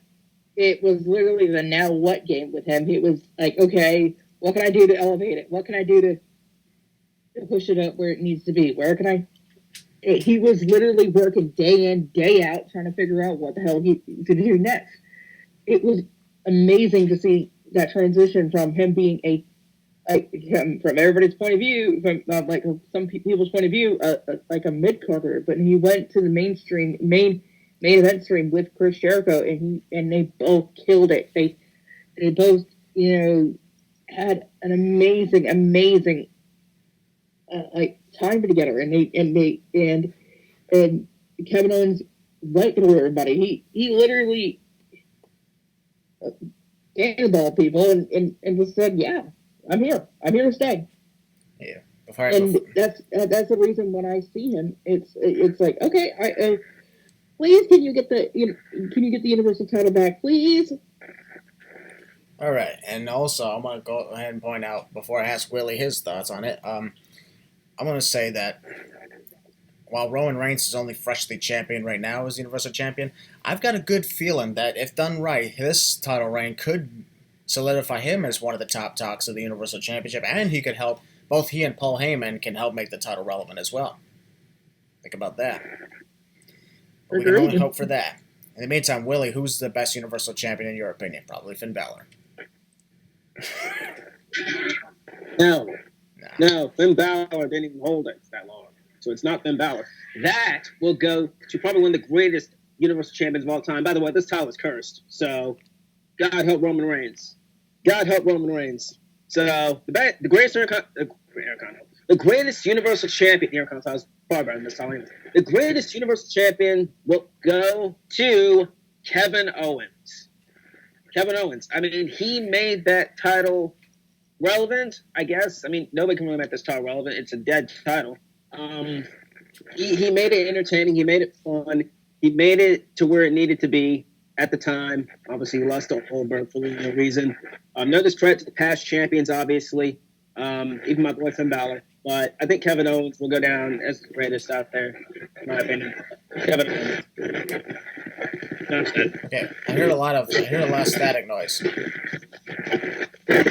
Steven, it's you. Who's rummaging? Yeah, that was from Steven's side, yeah. There you go. Sorry about that, folks. That happens a lot. Yeah. Hopefully you can get that fixed up for a moment. But in the meantime, I'll ask Willie now your predictions on the Roman Reigns Jey Uso Universal title match. Y'all sleeping on this. Y'all are sleeping on this. And I'm telling you right now, y'all are sleeping on this match. This is going to be a fun match. The build-up has been pretty fun. It's about family. It's about just trust at this point. Can Jey Uso trust Roman Reigns? Of course he can. He's stupid enough to, not knowing what he's dealing with. You literally held Roman's title up held his title. You looked at it. You handed it to him. Roman hugs you. Afterwards, you walk away, and he gives you a death stare. He gives you the stare that you're going to get your ass fucked on Sunday. Whoa, wait a minute. Whoa, back up. Are you saying Roman Reigns is going to commit incest on Jey Uso? Yeah, maybe. Oh my God, another Clash of Champions predictions where Willie ends up saying something really weird. Why do I say that? Oh my God, this is...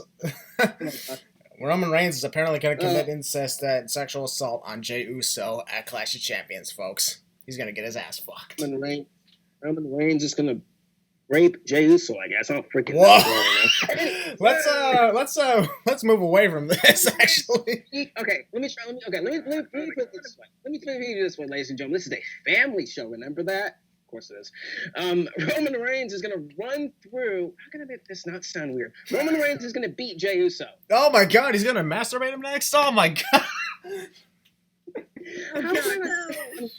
Roman Reigns is going to... Okay, Jey Uso is going to lay down for Roman... Roman Reigns is going to eviscerate Jey Uso. He's going to give him the death stare. Oh God, that's even worse. Roman Reigns is going to help me out here, guys. Roman Reigns is going to blow over.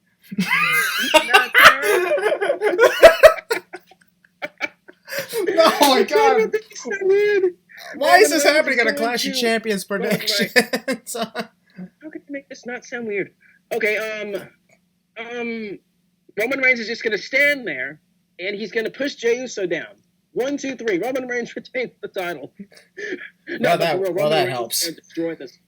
No, but for real, enough shits and giggles. Roman Reigns is going to destroy this man.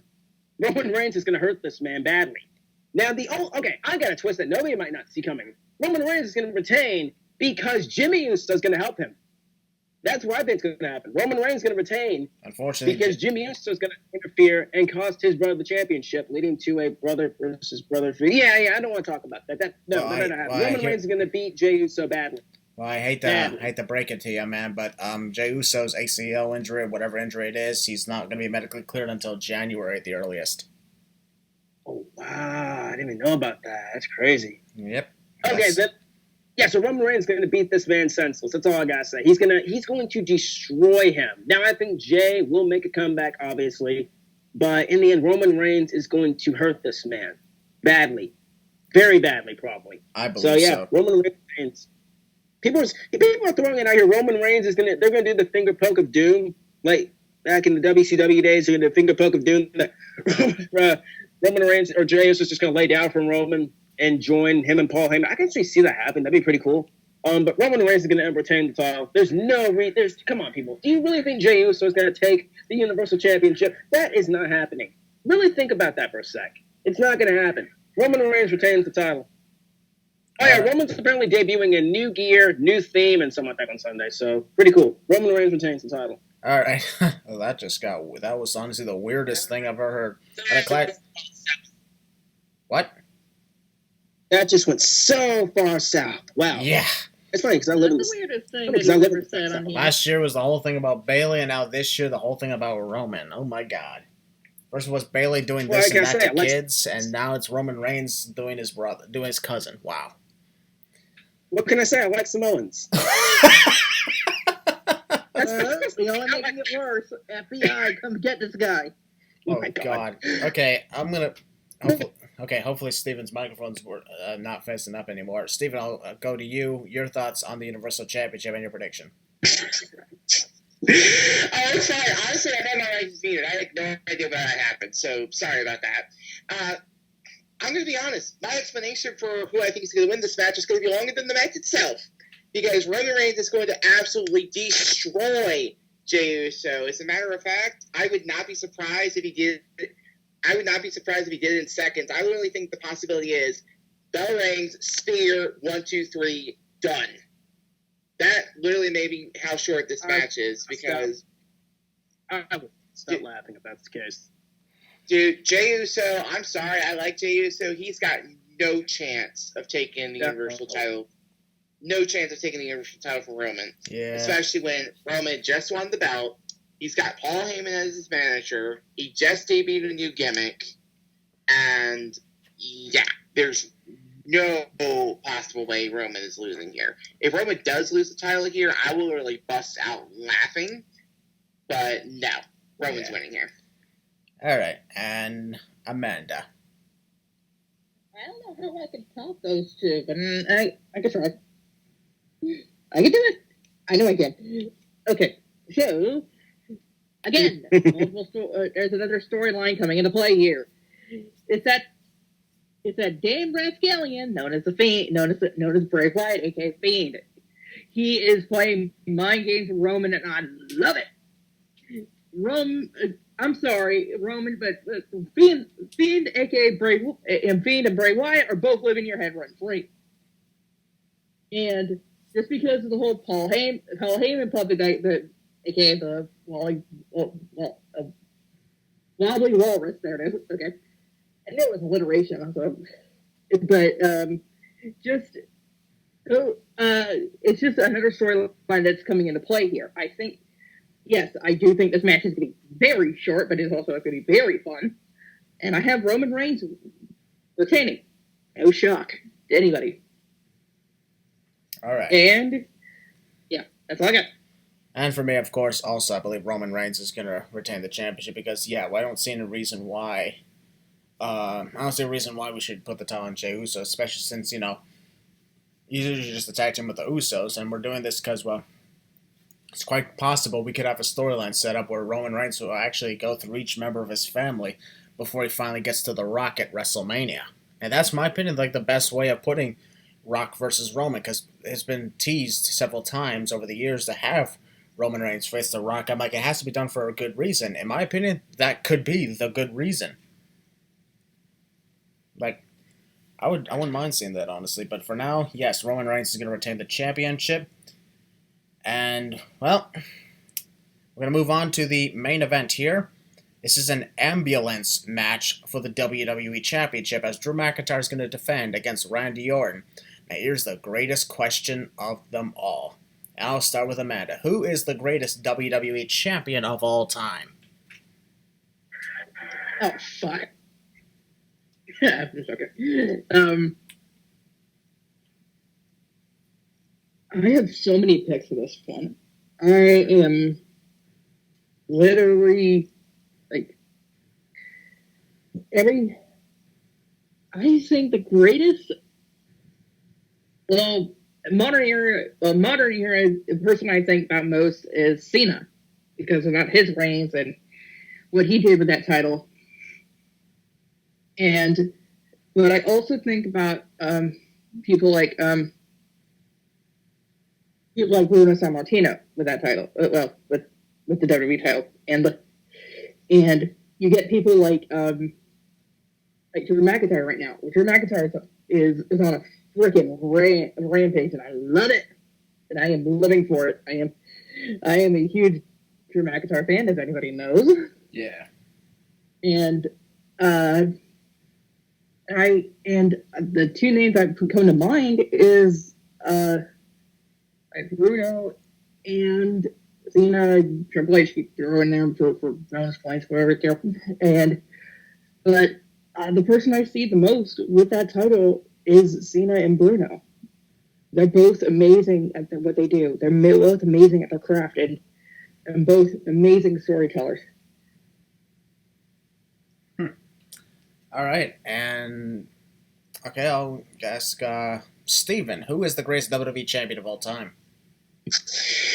I'm actually glad you asked, because just like with the Intercontinental Championship, I do not have one specific pick here. So what I decided to do was I decided to take one from each, what I like to call era, and do it. So from the inauguration of the belt, Bruno Sammartino for sure, because he held the belt for the longest combined days of anyone in history, including the single reign.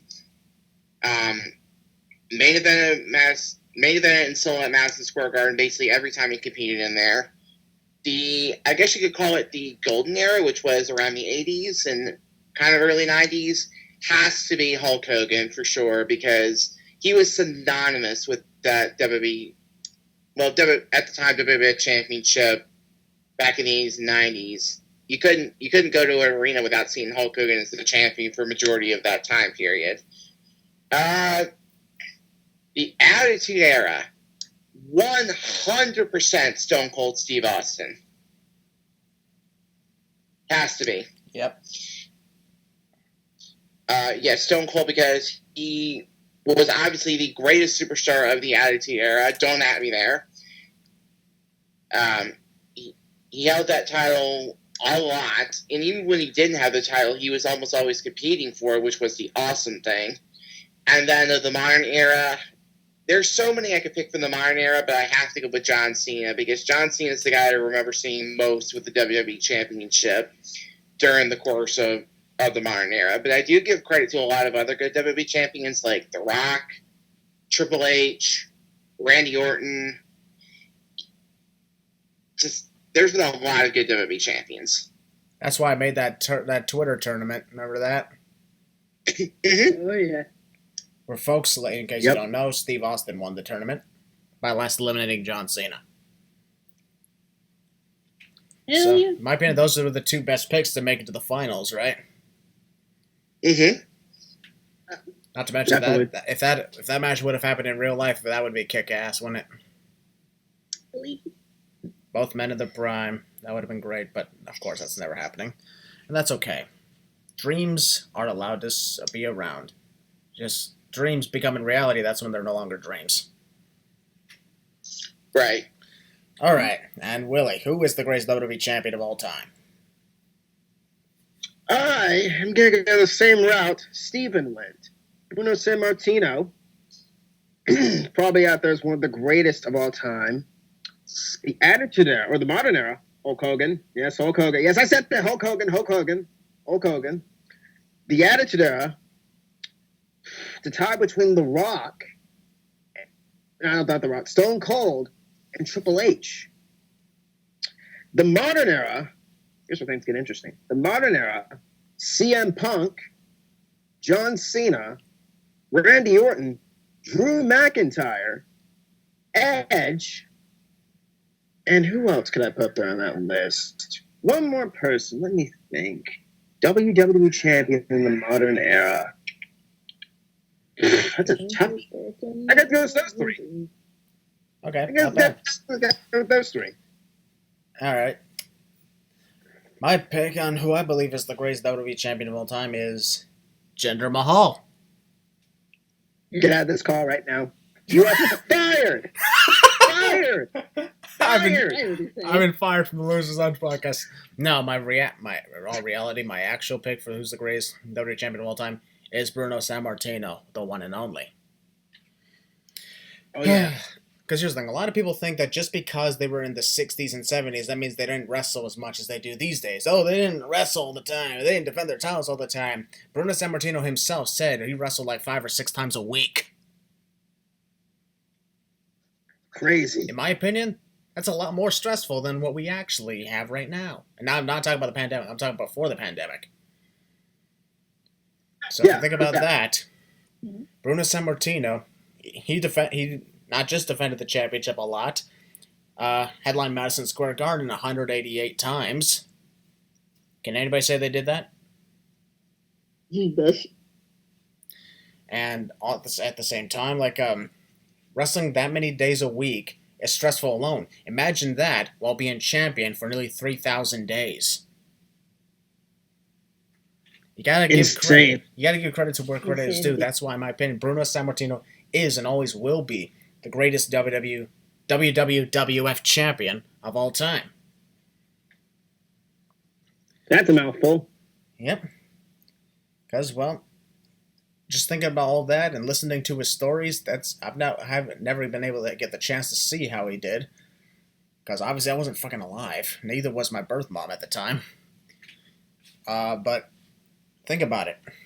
It's like Bruno Sammartino was the greatest wrestler of that era. When you think of the greatest wrestler in the eras of the 60s and the 70s, you think of Bruno Sammartino. Here's the thing, that's why I don't understand why a lot of people say that that people like Hogan, Cena, Austin, and Rock are on the Mount Rushmore of WWE, but Bruno Sammartino is not. Exactly. They always leave out him. They always leave him out for no reason. Leave him out. And he was the greatest of all time. That is my opinion on that one. Now, ladies and gentlemen, we're going to talk about the last match of Clash of Champions. We've been talking nothing but titles for nearly 2 hours, but we've been having a lot of fun doing it. And what we're talking about is the ambulance match between Drew McIntyre and Randy Orton. And I like what we've got here, and I want to say, on a personal note, I like the fact that their last match at SummerSlam ended in a quick backslide. McIntyre escaped. A lot of people didn't like it because it was like a roll-up victory. I'm like, what the hell's wrong with that? Because if you think about it, it's like the roll-up victory, Drew McIntyre escaped with the title, just like Becky Lynch escaped Shayna Baszler at WrestleMania. Remember that? Yep. Exactly. Randy Orton's momentum is not hurt. He ain't buried. People always use the word buried for every loss now. Reach it. Yeah. It's like Randy Orton's momentum is not lost, and not to mention, he's pissed. Because Drew McIntyre made sure to say, "You claim to be the greatest wrestler of all time? I beat you with a wrestling hold." Yep. That is true. So I was a shot at that. And that's why it worked. It's called continuing the feud and writing the next chapter of the story. If we had too many clean finishes, it makes you think, what's the point of continuing the story after this guy was just beat? If this guy was beat with finishing moves and, oh, big victories, everybody, hallelujah. If it's a backslide, it's an escape victory. That's why it works. People don't pay attention because they're idiots. Yep. Agreed. As for this ambulance match, I predict a new WWE champion in Randy Orton. So, Willie, you're next. Oh man, this is going to be brutal. It's going to be a brutal fight. I really did not see this coming, to be honest with you. Ambulance match, I thought they were going to drag this on just a little bit longer, which they probably are.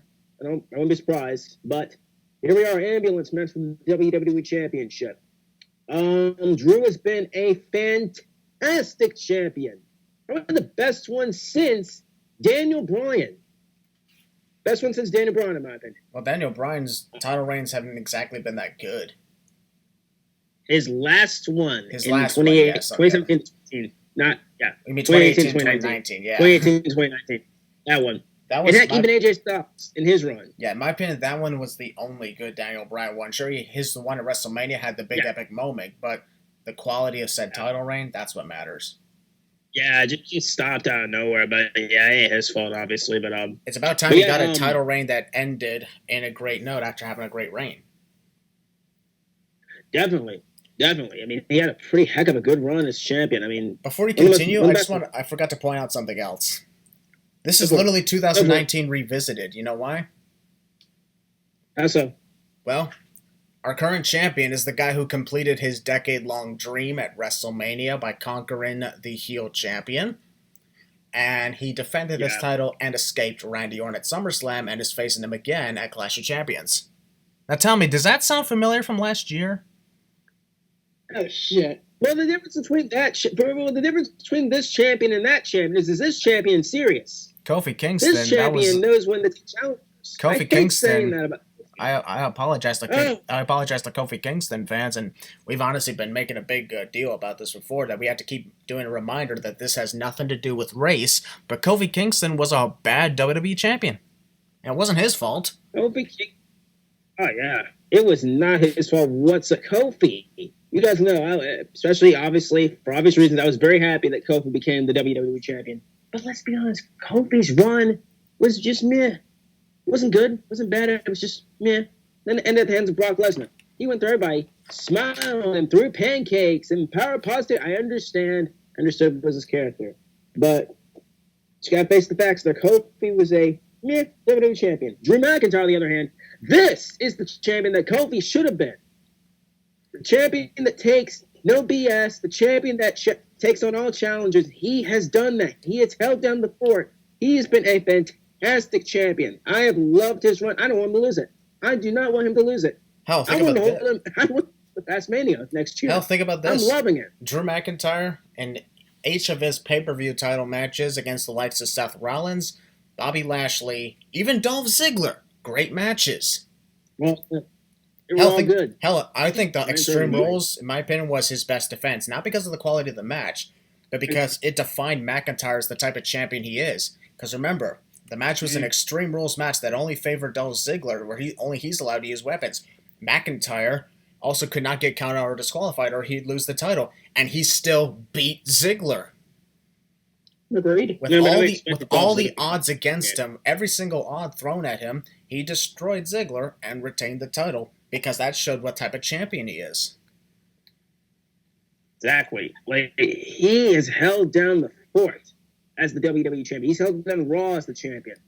And I got excited when he faced Randy Orton at SummerSlam, and I like the fact that it did not end with a Claymore kick or anything. It ended with a backslide to continue their feud, and now that's leading to Sunday. Their big matches are continuing.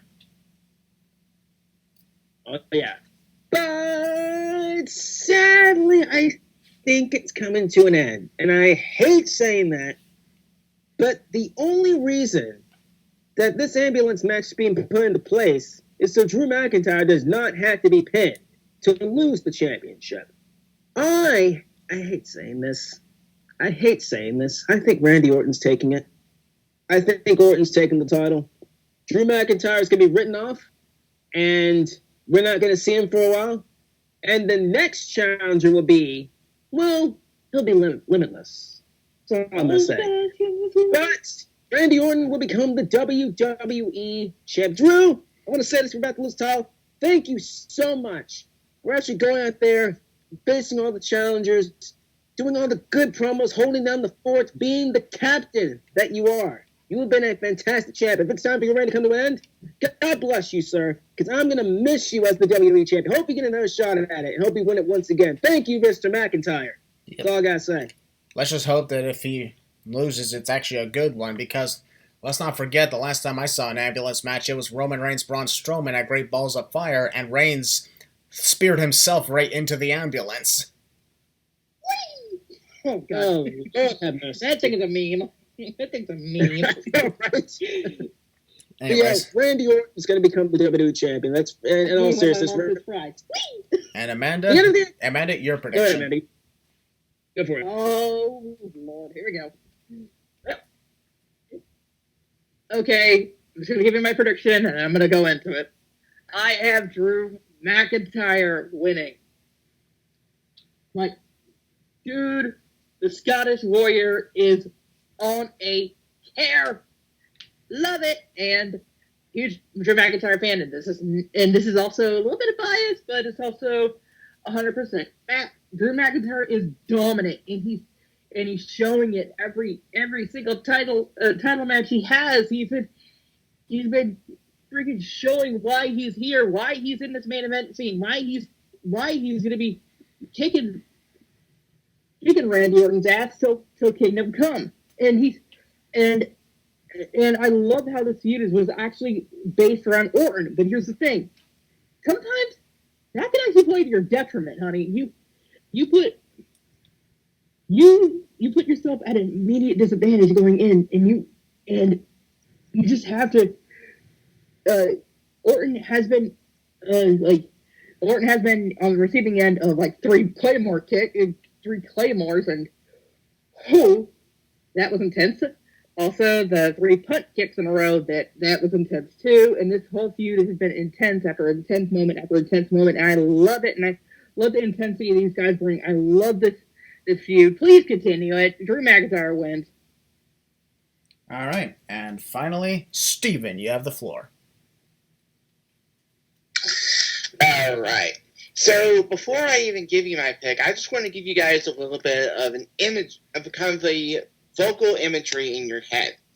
So you've got one man standing in the corner, waiting for his opponent to rise up. A single kick hits the head, sending his head into the ambulance.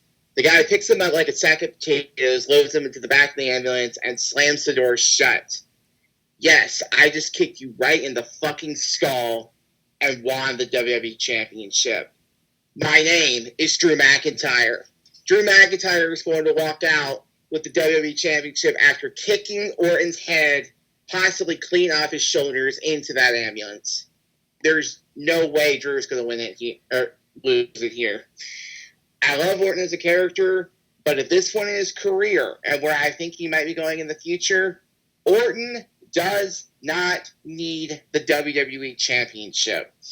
I think Drew should go ahead and hold this title on for at least a little bit longer. And I think I know who he's eventually going to lose it to, and I'm going to be happy if this comes to fruition. I think he's going to end up losing it eventually to a limitless one known as Keith Lee when they finally get a chance. Yeah, when they finally get a chance to have when they finally get a chance to have a proper match, that is when Keith Lee will take the WWE Championship away from Drew McIntyre in a hell of a match. But before that can even happen, Drew is going to send Orton to the hospital and write him off the TV. Okay, not bad. You're right. Really good picks and everything. And ladies and gentlemen, with that being said, that concludes our predictions to WWE Clash of Champions. We've been talking nothing but titles all podcast long, and that's exactly what it's supposed to be. We finally have a Champions event where every match is a title match.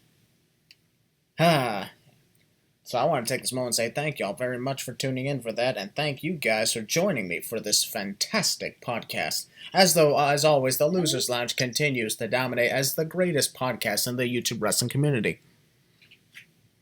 Forever and ever and ever. Yes, indeed. Nobody can stop us. All right, Heel Balor, you know what to do. We are done for the show, so take it away. We are the Losers, and this is our lounge. We'll see you on the next one. We'll see you guys next week for the review of Clash of Champions and the predictions to the next NXT TakeOver.